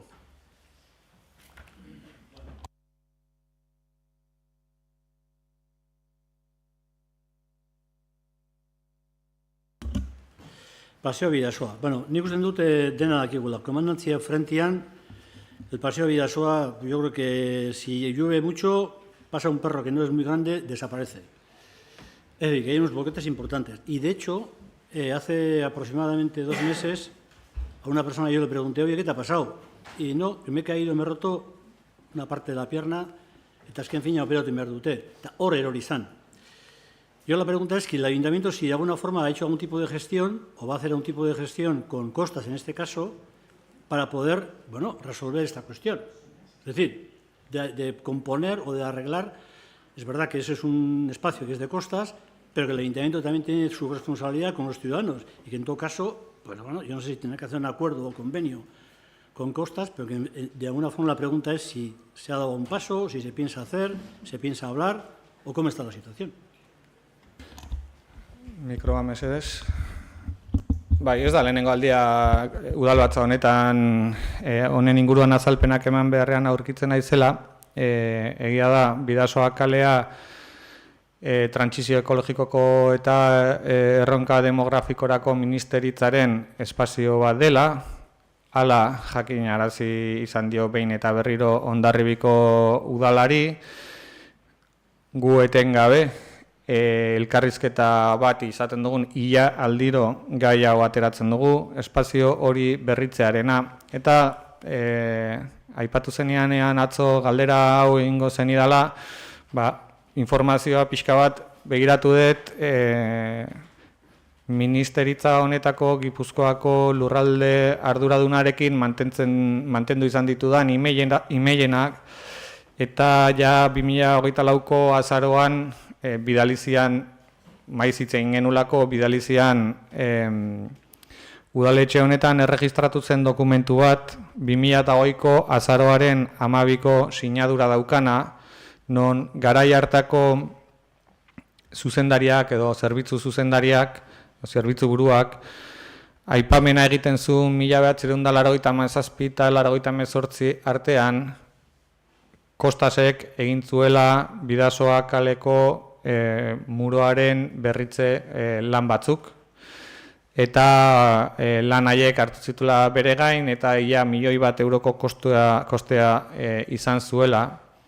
Eta 2019an bazuela jada proposamen bat egina berriro orain dauden, oraindik ere badauden zulo eta egoera desegoki horiek konpontzekoa. 2019an ja onartuta zuten burutzea, ez bakarrik zulo horiek, ze zulo gure kezkarik handiena eta horrela transmititu izan dut, zeren hau ez dugu bakarrik udaletik eta trantsizio ekologikoko ministeritzarekin hitz egiten, txingudiko zerbitzuekin ere, jardun izan gara maiz gai honi buruz, zeren Bidasoako kolektorea justu eremu horretatik pasatzen da ere, eta zulo horiek gertatzen ari baldin badira, nonbaitetik lurra irteten delako aurrikusten da, eta gai hau mai zeuki dugu mai gainean, horrek sor dezakeen, nozbait, ekaitzen batekin edo isurketa bat edo lur horiek kolapsatzen baldin badute, zer gertatu daiteken kolektorearekin berarekin. Eta hori noski guretzat ardurazko gauza bat da, kezkatuta gauden gauza bat da, eta eskertuko nuke trantsizio ekologikoko ministeritzan dauden ordezkari politiko eta teknikariek ere gai hau beraien ardurako hartuko balute, eta 2019an konpromisoa zuten konponketa hori burutzeko 2025an garaia badela iruditzen zait, eta guk insistitzen jarraituko dugu, eta eskaerak behin eta berriro mahai gainean jarriko dizkiegu, izan ere ez da axaleko gauza bat bakarrik, baizik estrukturazko konponketa baten beharra daukala iruditzen zaigu, eta Bidasoa kaleko bakarrik ez, Bidasoa estuarioko, txingudiko estuarioko eremu natural osoari eragiten dion konponketa baten beharra daukagu, eta espero dut guztion laguntza ere izatea hori burutu alitzaterako garaian.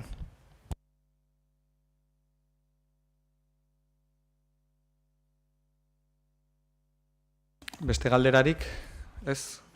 Beste galderarik ezean, 9:25 gutxi diren honetan, amaiera emango diogu ekaineko osoko bilkurari. Gogoratu nahi dizuet, bereziki ordezkariei uztailean ezoiko beste udalbatza bat burutu beharko dugula 2024ko kontuak onartzeko, baina baita bereziki autobusaren zerbitzuan kontratazio organoa udalbatza bera denez eta tramitea aurreratzen ari garenez, onarpenera ekarri beharko dugu behintzat balorazio teknikoak, eta deialdia luzatuko dizuet, espero dut denak bertan egoteko aukera izatea, eta alba da goitzez egitea ezoikotasun horretan, deialdia horrela luzatuko dugu. Baina, itzengo dugu bozera maiekin eta erne egotea besterik ez dizuet eskatzen. Mila esker guztioi, eta baita etxetik eta hemen jarraitu duzuten guztioi ere.